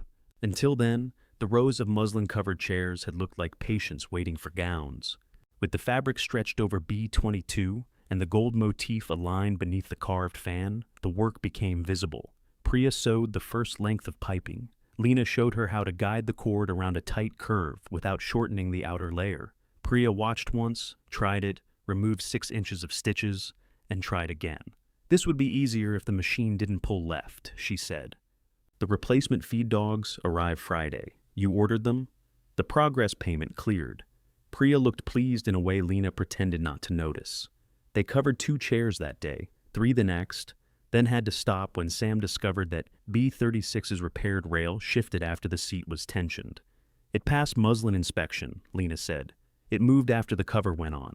Why? Ask it. She did not appreciate the joke until Sam showed her. The damask was heavier and less flexible than the temporary sample fabric. Drawing it tight had placed additional pressure across a frame already weakened around both dowels. If we loosen the cover, the pattern wrinkles, Lena said. If we leave it, the joint opens. They removed the new fabric without cutting it. Sam took the frame back to his bench and revised the repair. The setback cost most of a day, but it also changed how they handled the remaining damaged chairs. Lena added a tension test before final fastening. She sent Celeste the update, including photographs and the schedule impact. Celeste replied, Thank you for telling me before inspection. The sentence irritated Lena. What? Priya asked. Nothing. You're frowning at your phone. She thanked me for basic honesty. That's because basic honesty is rare. It feels like being praised for not stealing towels. Would you prefer she yell? I would prefer not to need recognition for behaving normally. Sam looked up from his bench. You need recognition for everything. You just dislike the kind you didn't choose. Lena went to the back room and reorganized trim until she stopped imagining places to put Sam's mallet. The unexpected inspection occurred on a Tuesday, while all 12 first batch chairs occupied the shop in some stage of completion. 2 stood finished by the window. 4 waited for trim. 3 had fabric draped over them. B36 remained upside down on Sam's bench. The next batch filled the marked racks, and every horizontal surface held a tool, tag, or container. Rain had reopened the leak above the front window. The saucepan caught each drop with a bright metallic plink. Celeste entered without calling ahead. She wore the navy coat and the expression that meant somebody had made her responsible for a problem she had not created. Lena checked the time. You're early for Friday. I'm not here for Friday's inspection. Sam continued working. Priya slowed the machine, but did not stop it. Celeste looked around the shop. Her gaze paused on the saucepan, the crowded racks, the open frames, and the damaged plaster near the ceiling. What happened? Lena asked. Celeste took out her phone and opened an email. The first attached photograph showed the leak. The second showed B17 turned upside down, the documentation pocket exposed. The third captured the production floor from near the front door, chairs filling the aisle before Lena had marked the yellow lane. Grant had taken them during Diane's visit. The message beneath the photographs was short. Grant introduced himself as Amos Mercer's grandson and expressed concern that the hotel had entrusted historic property to a failing business with inadequate facilities. He said Lena was inexperienced, financially unstable, and emotionally committed to preserving a shop she could not afford. He recommended that the bellwether protect itself by moving the chairs to an established restoration company before damage occurred. Lena read it twice. He contacted the finance office first, Celeste said. They forwarded it to me. I didn't know he took pictures. I assume not. Do you believe him? I believe the ceiling leaks. The saucepan answered for her. I've notified the landlord, twice. The leak is outside the work lane, and no hotel property is stored beneath it. I see that. The exit is clear. The fire extinguisher was inspected last month. The fabric is covered when we aren't cutting. Every chair is tagged, photographed, and tracked. I see that too. Lena put the phone down before she dropped it. He's angry because I wouldn't give my aunt tools from the shop. I don't require the family history. No, you just arrived without warning because he told you I'm unstable. Celeste met her eyes. I arrived because the hotel's chairs are my responsibility. The sharpness of the answer brought Lena back into the room. Then inspect them, she said. She showed Celeste the intake area, photo records, removed layer bags, repair approvals, and fabric plan. Priya demonstrated the cutting map and shade variation markings. Sam showed her B36's failed tension test and revised joint. The chairs look crowded because there are 24 of them in a small shop, Lena said. The second batch remains on the numbered storage rack until we have room at the benches. Nothing is stacked. Nothing rests against an exterior wall. Humidity is monitored twice a day. Who devised the system? We did. Who is we? Everyone who uses it. Celeste examined the production chart. Several magnetic tags had been shifted by the B36 delay, but each change carried a date and note. Are you insolvent? She asked. Priya became very interested in rethreading the machine. No, Lena said. The fabric deposit reduced our reserve. We revised the payment schedule, and the structural milestone restored it. Payroll and suppliers are current. Can you demonstrate that? Lena hesitated. Celeste said, You don't owe me access to your bank account. I'm asking whether you have records. Lena opened the ledger and showed her dates, invoice numbers, and paid balances. She did not show employee wages. Celeste nodded. What happens now? Lena asked. Now you finish Friday's batch, and the email? I'll respond that I inspected the facility and found the work properly controlled. Properly controlled? Lena repeated. It is not an adjective I use lightly. Celeste returned her phone to her pocket. The leak must be repaired. I know. Not another saucepan. I know. And I recommend keeping relatives outside the work area. That procedure has been updated. Celeste almost smiled. At the door, she paused. For what it's worth, Grant also suggested a larger company could complete the work faster. Could they? Probably. The answer hurt more than reassurance would have. Celeste continued. They would replace the seats with plywood. After she left, Lena stood beside the saucepan, listening to rain strike metal. Sam broke the silence. You showed her too much. I showed her what she needed. You showed her the supplier ledger. She asked if we could support the work. And now she knows exactly when you paid for glue. Priya cut the machine thread. She also knows we're paid. Both can be true, Sam said. Lena picked up her phone and called Grant. He answered cheerfully. Hey, you contacted the bellwether. The cheer vanished. I was trying to protect Granddad's name by telling them I couldn't do his work, by telling them the shop is falling apart. You took pictures while Aunt Diane tried to remove my tools. They were his tools, too. They are mine now. That's exactly what I'm talking about. You inherited a liability, and suddenly you act like you built some dynasty. I built a production system for 24 chairs. What did you build? I didn't ask for this fight. You emailed my client. Because you're too close to see what's happening. If those chairs get damaged, the whole family looks bad. The family laughed until the hotel noticed. Grant was silent. Lena pressed the phone harder to her ear. Did you tell Diane? No. Did Mallory know? No. She believed him, which complicated her anger. You could lose this, he said more quietly. You know that, right? One bad month, one broken chair, one person getting hurt, yes. And then what? Then I answer for it. You always make people sound cruel when they're worried about you. You weren't worried enough to ask me. She ended the call. Friday's inspection began at 10. Tasha sat, leaned, lifted, and called out numbers. Celeste checked pattern placement, trim, finish, and documentation. B36 held. All 12 passed. The hotel truck arrived at noon. Lena and Sam wrapped each chair in a moving blanket and carried it through the clear yellow lane. Priya checked the numbers at the door. Tasha received them at the truck. When the final chair was secured, the shop seemed to exhale. Tasha handed Lena the signed inspection form. "Your cousin was wrong," she said. "About which part?" Tasha looked through the doorway at the ceiling, where the saucepan waited beneath the leak. "Not all of it," she said. "That's why this counts." Lena used the first batch payment to repair the roof. The landlord protested that the lease made interior maintenance her responsibility. Lena sent him photographs of water entering through an exterior parapet, a copy of the hotel's inspection note, and 3 estimates. She also reminded him that 11 months of rent from a working business was worth more than an empty shop with rain indoors. He agreed to pay half. Sam watched the roofers carry ladders through the yellow lane. "Amos would have put tar on it himself," he said. "Amos put tar on it himself. That's why the water travels 6 feet before coming inside. Saved money for 20 years. It leaked for 15, still saved 5 years. Lena threw away the saucepan after the first hard rain passed without a drip. The shop seemed unnaturally quiet. The second batch moved faster. Priya learned to shape corners without waiting for Lena, and Sam devised a fixture that held each frame at working height without stressing the rear legs. Lena spent less time rescuing individual tasks and more time preventing several tasks from colliding. She disliked management most when it worked. A day could end with 7 chairs advanced, every invoice answered, and nothing she could point to as something her own hands had made. One evening, after Sam and Priya left, she covered B51 alone.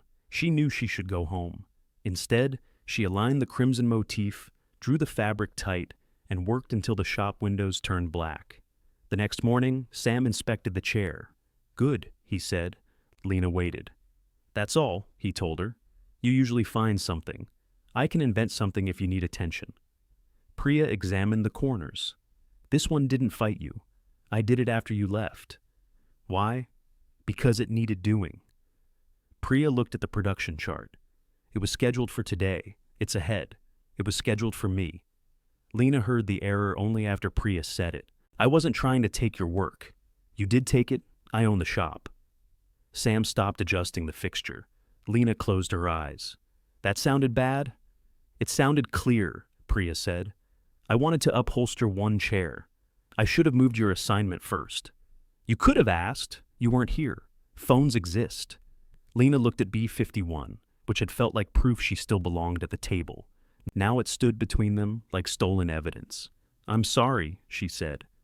Priya studied her for a moment. "I know you can do my work. That wasn't what I was proving."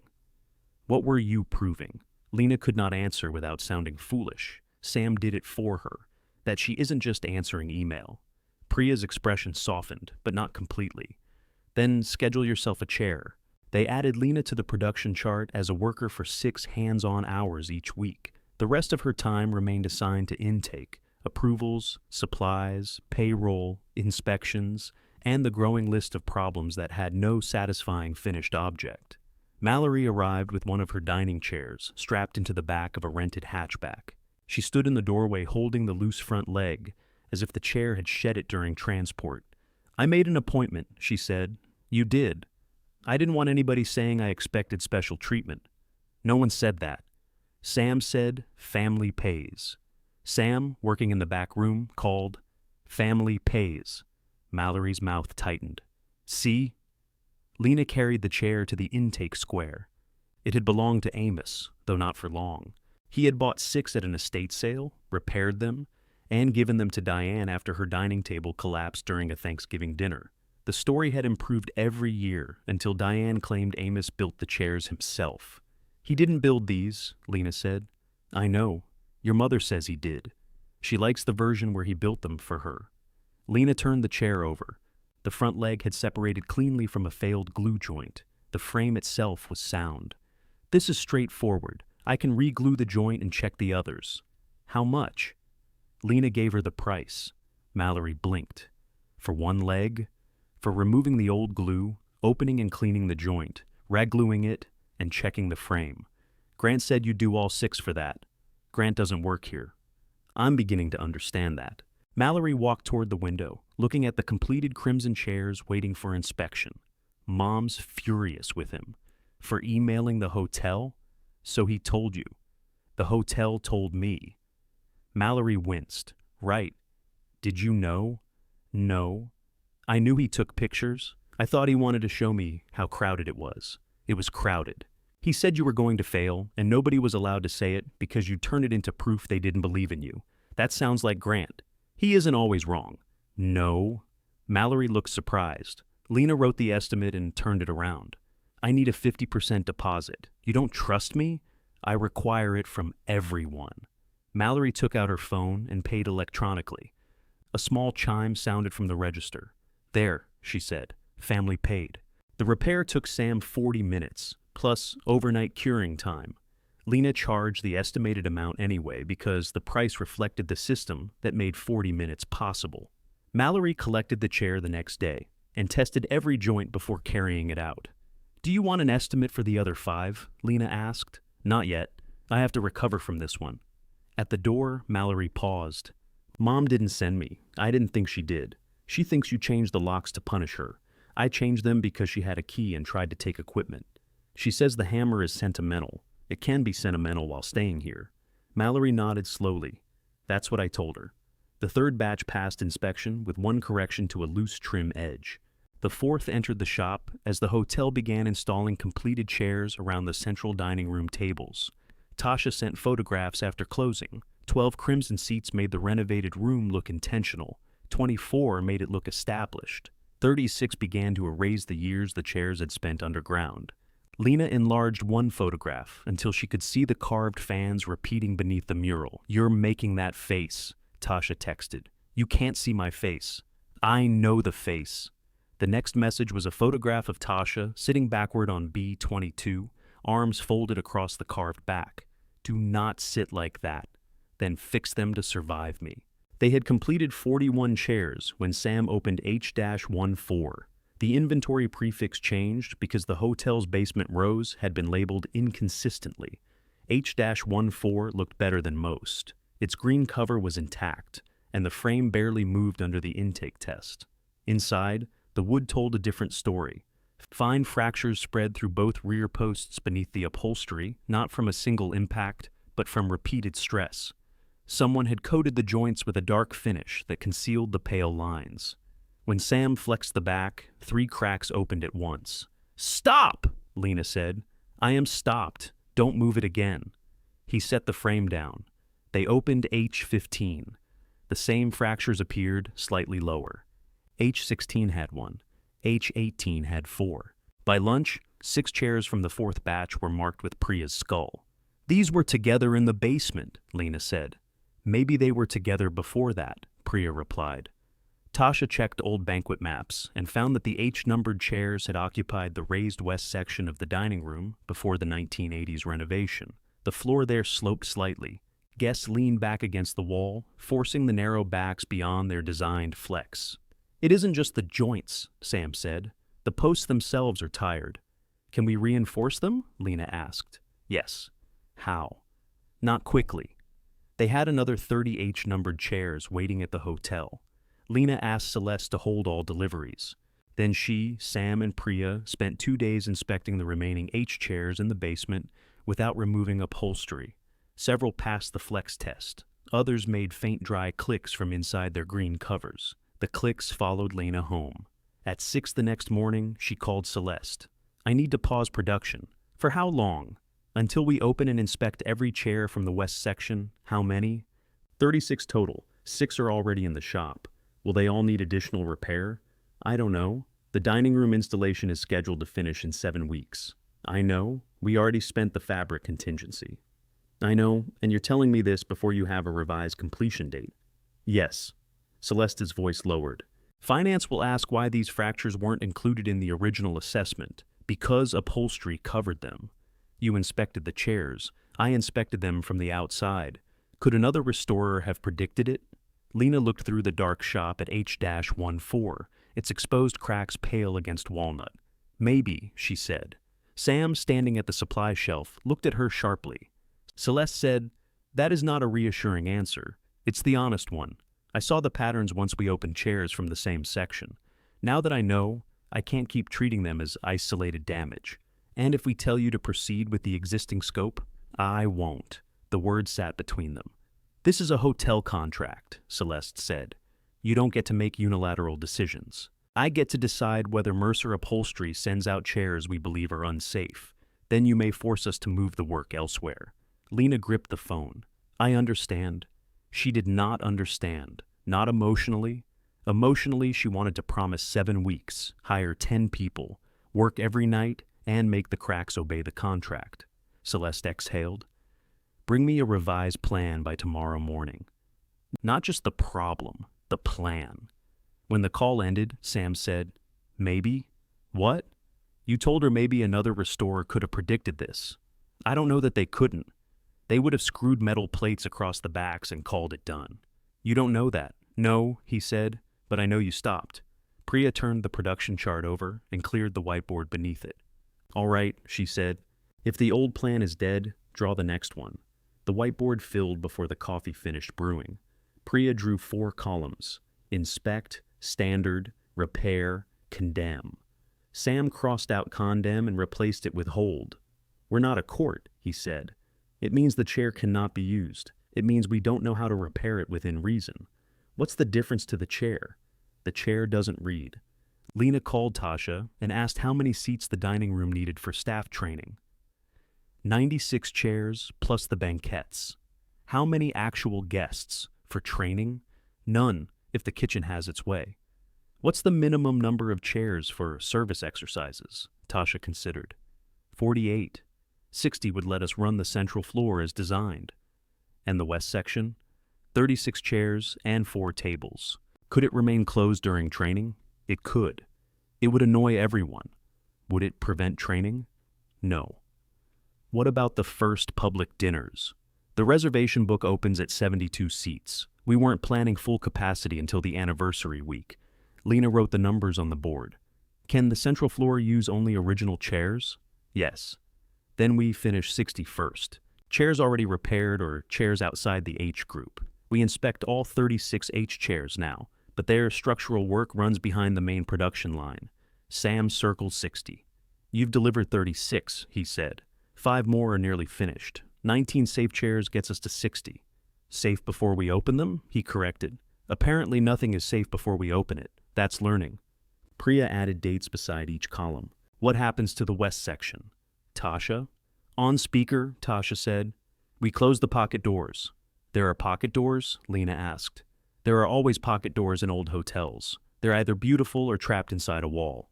Do they work? A pause. I'll call maintenance. By 8:30, they had a proposal.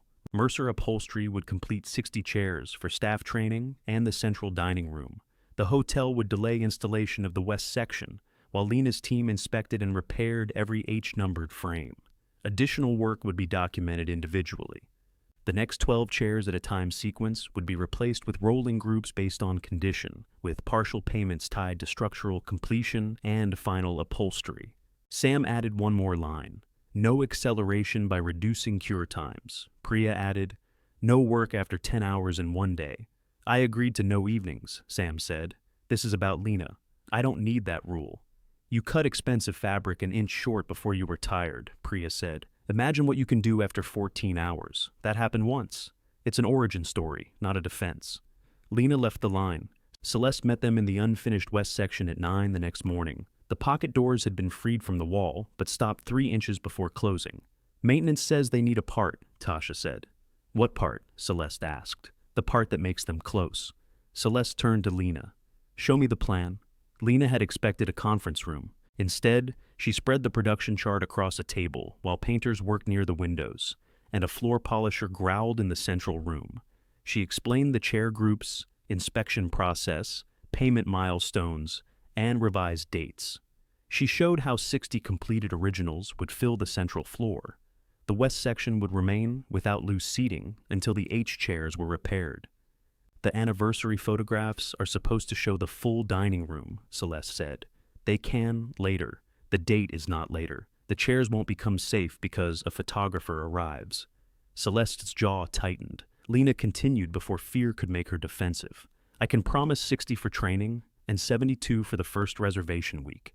I can't promise all 96 by the anniversary until we open every H-frame. Your original schedule promised 96. My original schedule did not include damage no one could see. That is the risk a restorer assumes. Some of it, not all of it. A man from hotel finance stood near the doorway, reading Lena's repair cost projection. She recognized his voice from the conference calls.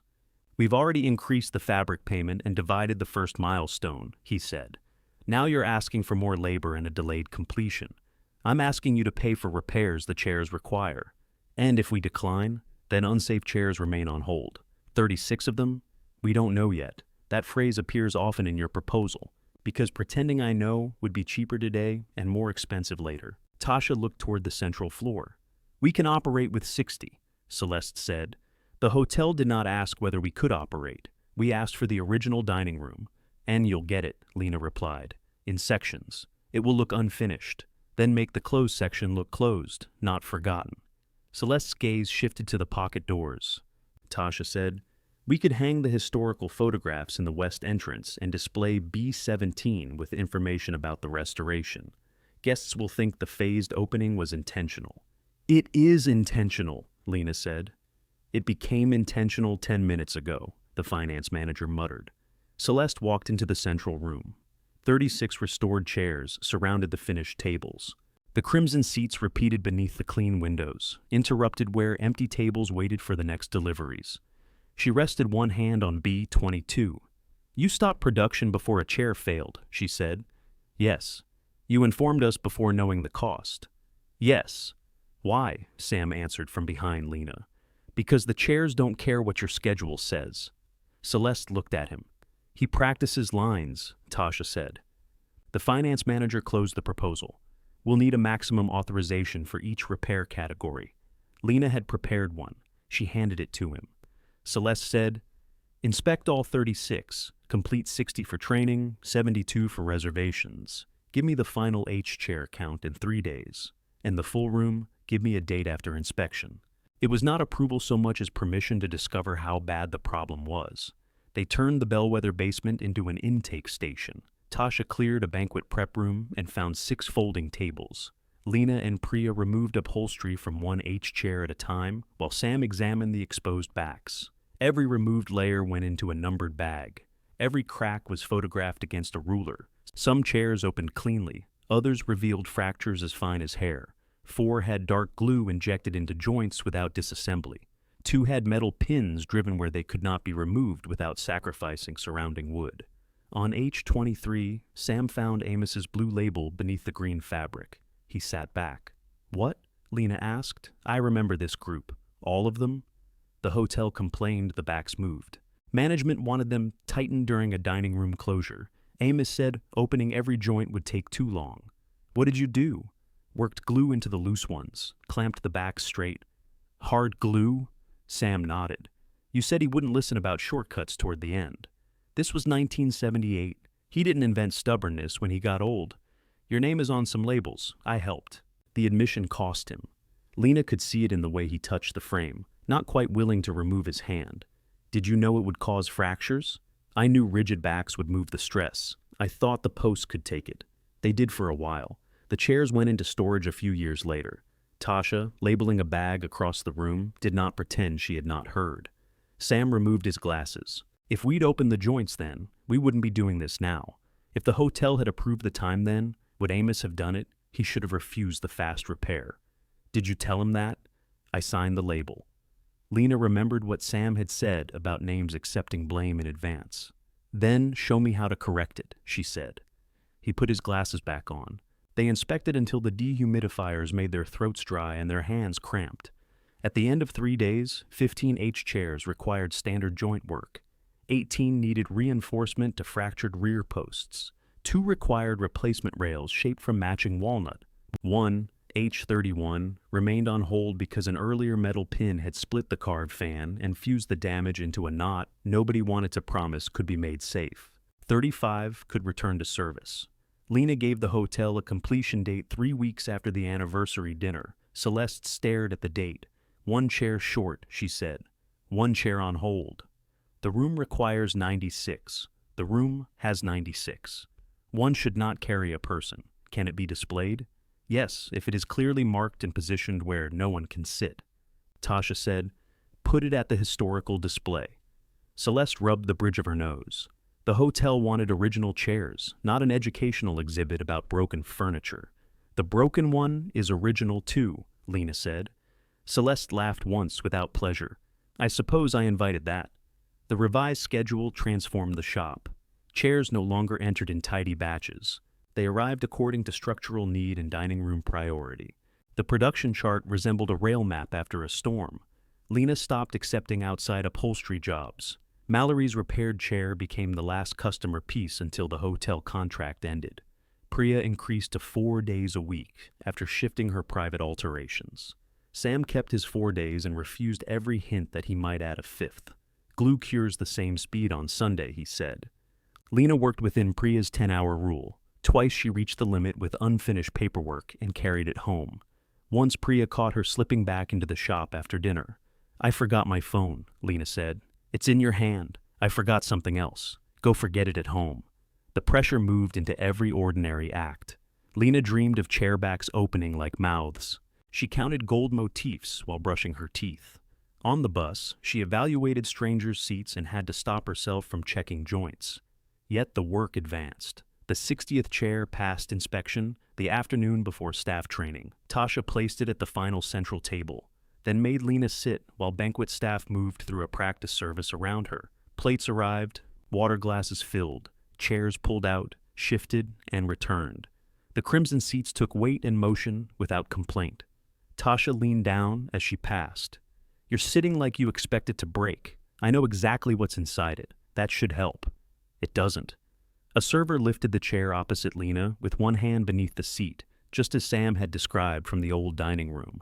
The flatter front edge fit his grip. He moved it without touching the carved back. Around Lena, the restored chairs performed their purpose so ordinarily that no guest would think about them.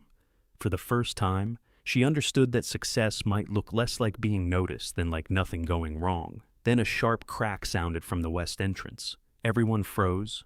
A maintenance worker stood beside the pocket doors, holding a broken strip of molding. Door apart, he said. Tasha put one hand over her face. The chairs remained silent. The pocket doors were repaired by noon and stuck again at 4. Tasha stood with one hand on each brass handle, pulling while a maintenance worker pushed from the other side. Stop, Celeste said. You're going to trap him. He has a radio. That is not a rescue plan. The worker emerged through the 3-inch gap, sideways and offended. The doors remained open. Celeste hired a carpenter the next morning. Lena went back to the shop, where H-23 waited on Sam's bench.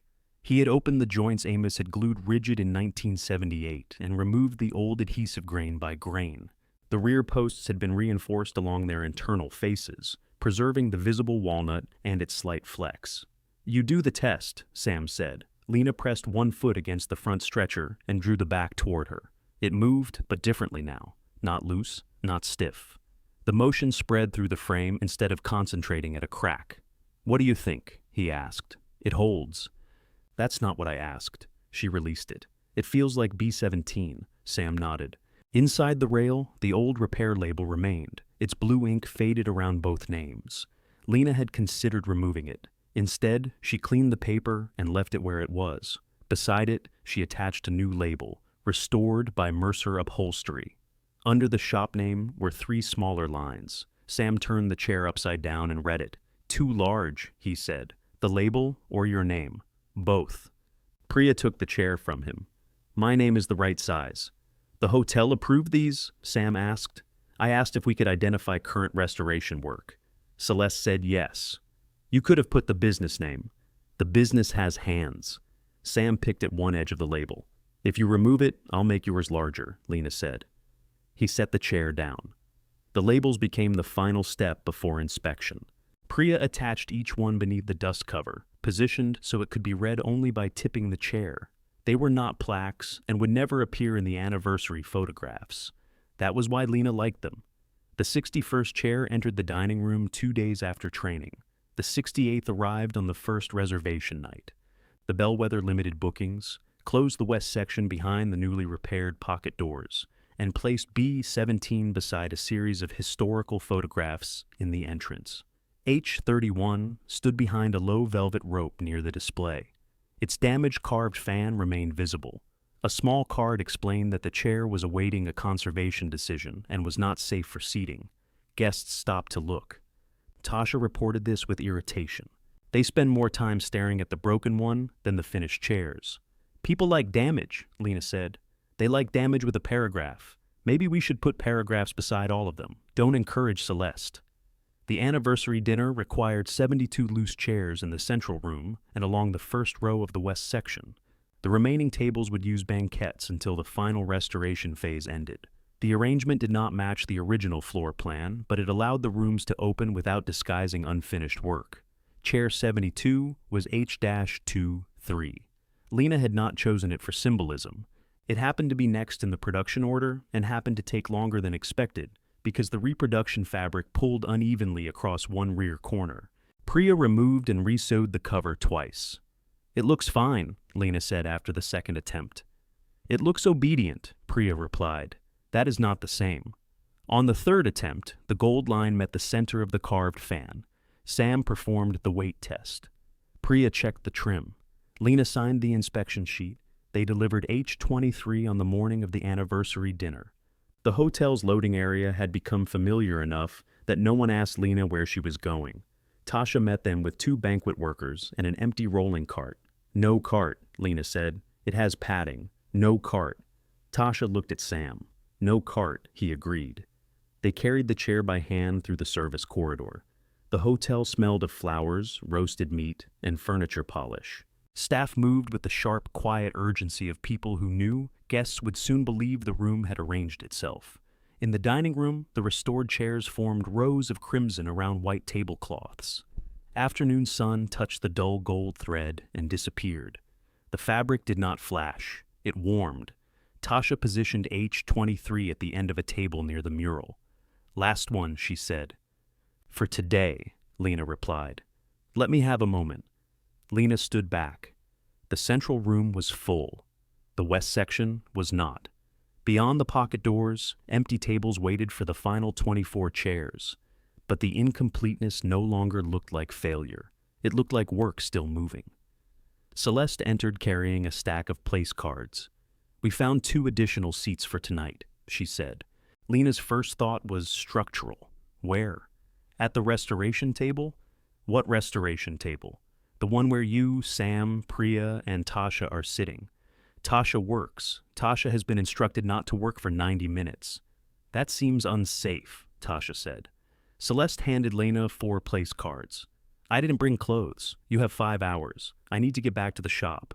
No chair that can be finished in 5 hours should be trusted." Sam had been examining H-23's placement. "She's right." Celeste looked mildly startled. "He doesn't say that often," Lena told her. "Then honor the occasion." Lena had one dress suitable for the bellwether. It was black, sleeveless, and still smelled faintly of funeral flowers despite 2 cleanings. She took it from the back of her closet, held it against herself, and put it away. At a discount store, she bought a dark red blouse and black trousers. The blouse was not the same crimson as the chairs, which relieved her. Priya arrived at the hotel wearing a deep blue dress she had altered herself. Sam wore a brown suit that fit across his shoulders and nowhere else. He had replaced his usual spearmint gum with a tie. "I don't understand why clothes need to touch the throat," he said. "They don't," Priya told him. "That is why scissors exist." "Don't cut him in the lobby," Lena said. Tasha joined them in a black dress, though her radio remained clipped at her waist. "I was told not to work," she said. "Nobody said I had to become irresponsible."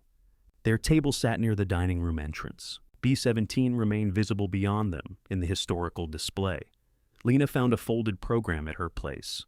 The evening included remarks from the hotel's ownership group, a short history of the bellwether, dinner, music, and dancing. Mercer Upholstery was listed in small print among restoration partners, between the company that cleaned the mural and the company that recreated the table lamps.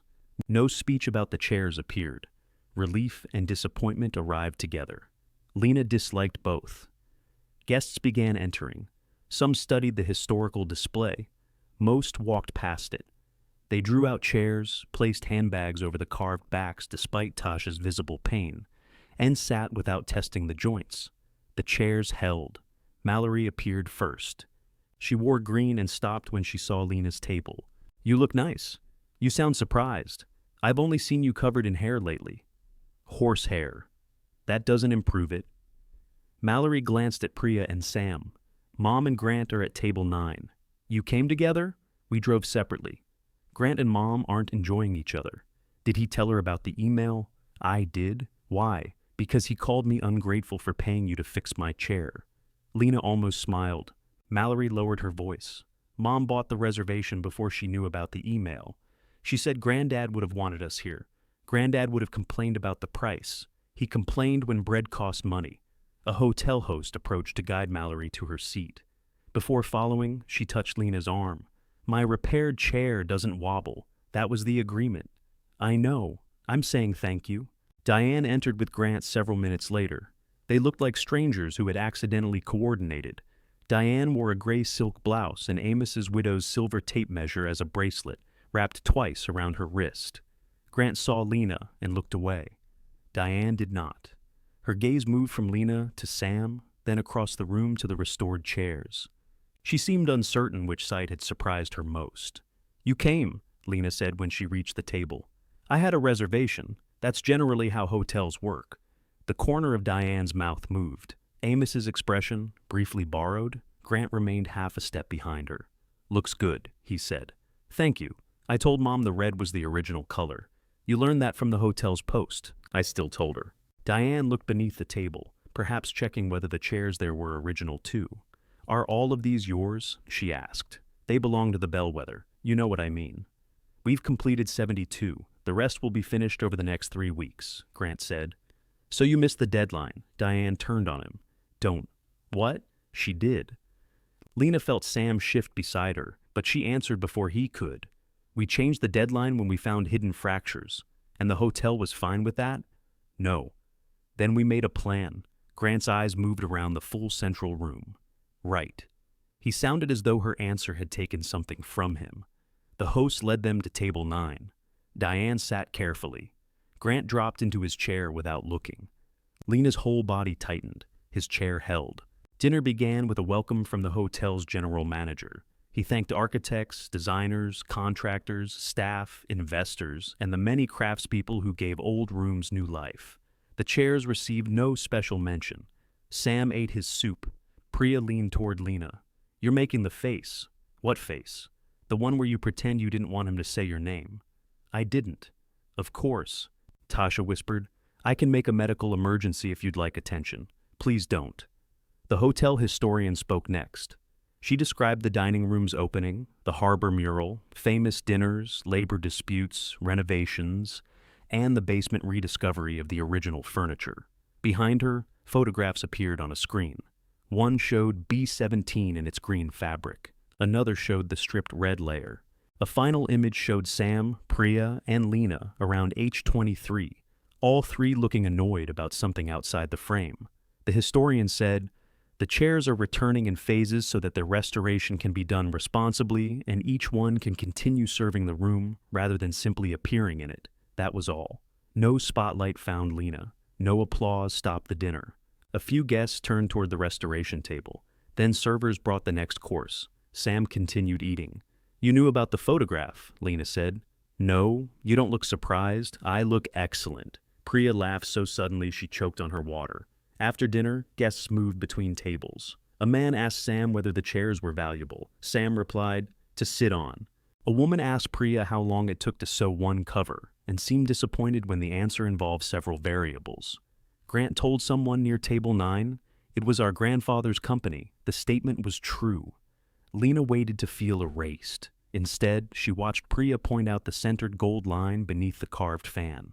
She watched Tasha stop a guest from leaning H31's velvet rope aside. She watched Sam tip an empty chair and show Diane the label beneath it. Diane read all 3 names. She straightened slowly and found Lena across the room. Later, when the staff began clearing dessert plates, Diane approached alone. "I saw the label," she said. Lena waited. "You put Sam's name on it, and Priya's." "Yes." Diane twisted the silver tape measure around her wrist. Your grandfather never did that. He did in 1978. On some of them. Not where anyone could see. These aren't where most people will see, but they're there. Yes. Diane looked back at table 9. Grant was talking to Mallory, who appeared to be correcting him. I was wrong about the shop, Diane said. The apology was incomplete. Lena could feel everything it avoided. The lawyer's office, the cardboard box, Grant's email, her mother. You were, Lena replied. Diane nodded as if she had expected no help. Can I come by tomorrow? She asked. What for? To talk. You're talking now? Not here? Lena studied her aunt's face. No box. Diane's eyes flickered with embarrassment. No box, she agreed. Diane arrived at 11, carrying 2 coffees and no cardboard box.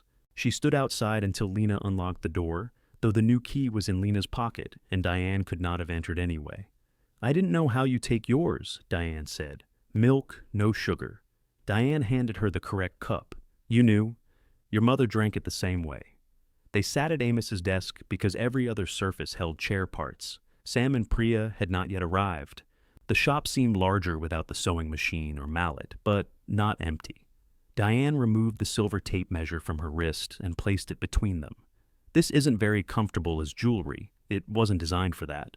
I was trying to make a point. To who? I don't know. Lena drank her coffee. Diane looked toward Amos's chair. His canvas apron still hung over its back. When we were clearing the house, she said, I found a list in the kitchen. Your grandfather had written down what everybody brought him after he came home from the hospital. Soup, towels, groceries. Next to your name, he wrote, shop. That sounds like him. I thought it meant you had gone there for something. I went every day. I know that now. Diane turned the tape measure over. Your mother used to say the shop was where he hid when people needed him. She wasn't wrong. He missed her appointments. He forgot birthdays. If we wanted to talk to him, we had to stand beside some stranger's sofa while he kept working. He still did that. But you stayed. Mom needed money. Diane winced at the plainness of it. After Rebecca's illness worsened, Amos had offered Lena work without calling it help. He paid in cash, deducted lunch if she ate his sandwich by mistake, and corrected her stitches as though rent depended on their straightness. Sometimes it had. I used to think he chose you, Diane said. He chose the person who was there. That isn't the whole truth. It's enough of it. Diane looked at the tools lined above the cutting table. He talked about your work. Lena's cup paused near her mouth. Not kindly, Diane added. That sounds more believable.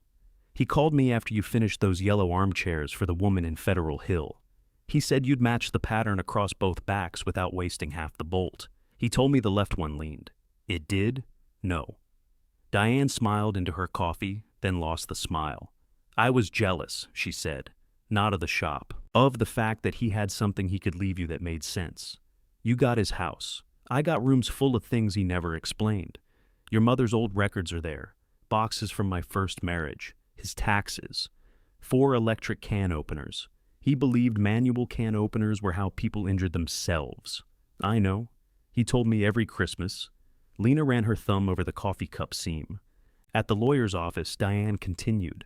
I thought you had received the burden, and we had received what was useful. When the hotel came, it reversed everything in my head. Suddenly it looked like he had given you his name and given me his furniture. He gave you a mortgage-free house. I know what it's worth. Then don't pretend the money doesn't matter because you feel guilty.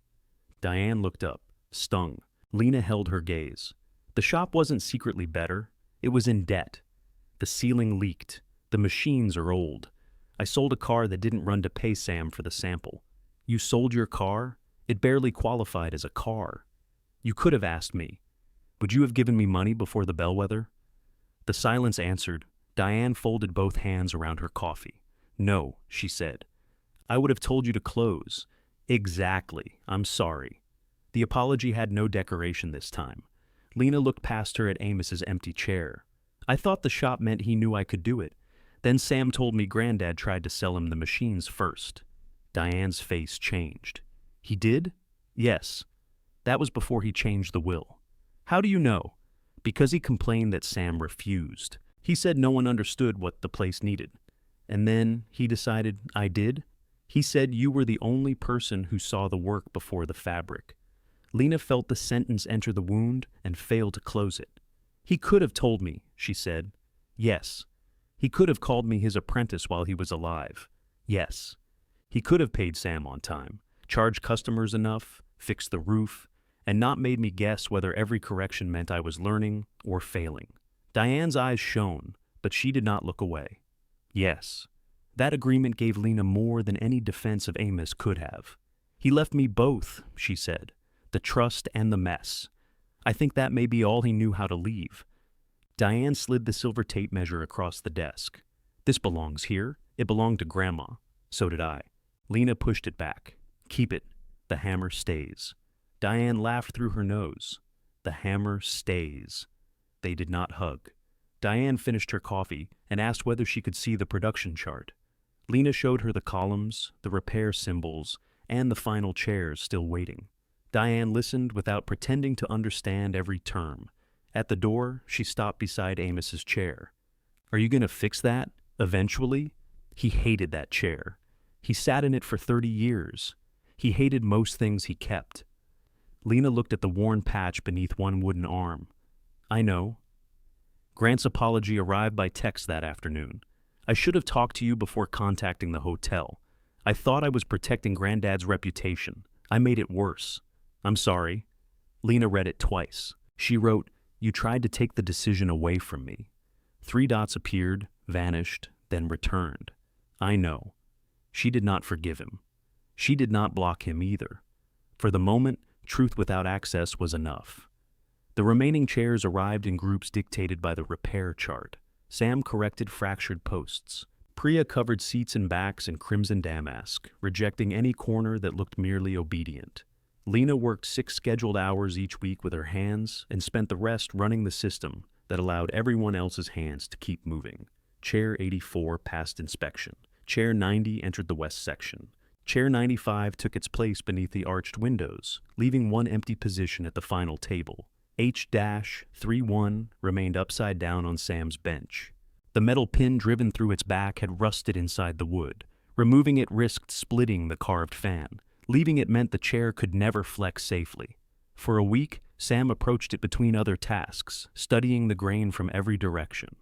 Celeste came to the shop and stood beside it. Can it be saved? She asked. Everything can be saved if you change the definition enough, Sam said. That does not sound promising. The carved fan is decorative, Lena explained. The structure behind it is not. We can separate them, build a new internal support from matching walnut, and return the original carving over it. So part of the chair would be new. Parts of every chair are new. Webbing, cord, fabric, some dowels. Original doesn't mean untouched. How long? 5 working days, Sam said. Cost?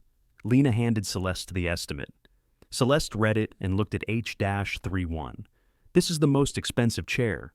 It's also the last one, Lena said. That is not an economic argument. No, it's your choice. Celeste smiled faintly. Now you sound like a business owner. I've been called worse. The hotel approved the repair. Sam cut away the damaged internal rail in narrow sections, exposing the rusted pin without forcing the fan apart. Priya kept a vacuum hose beside his hands to remove dust before it settled into the old finish.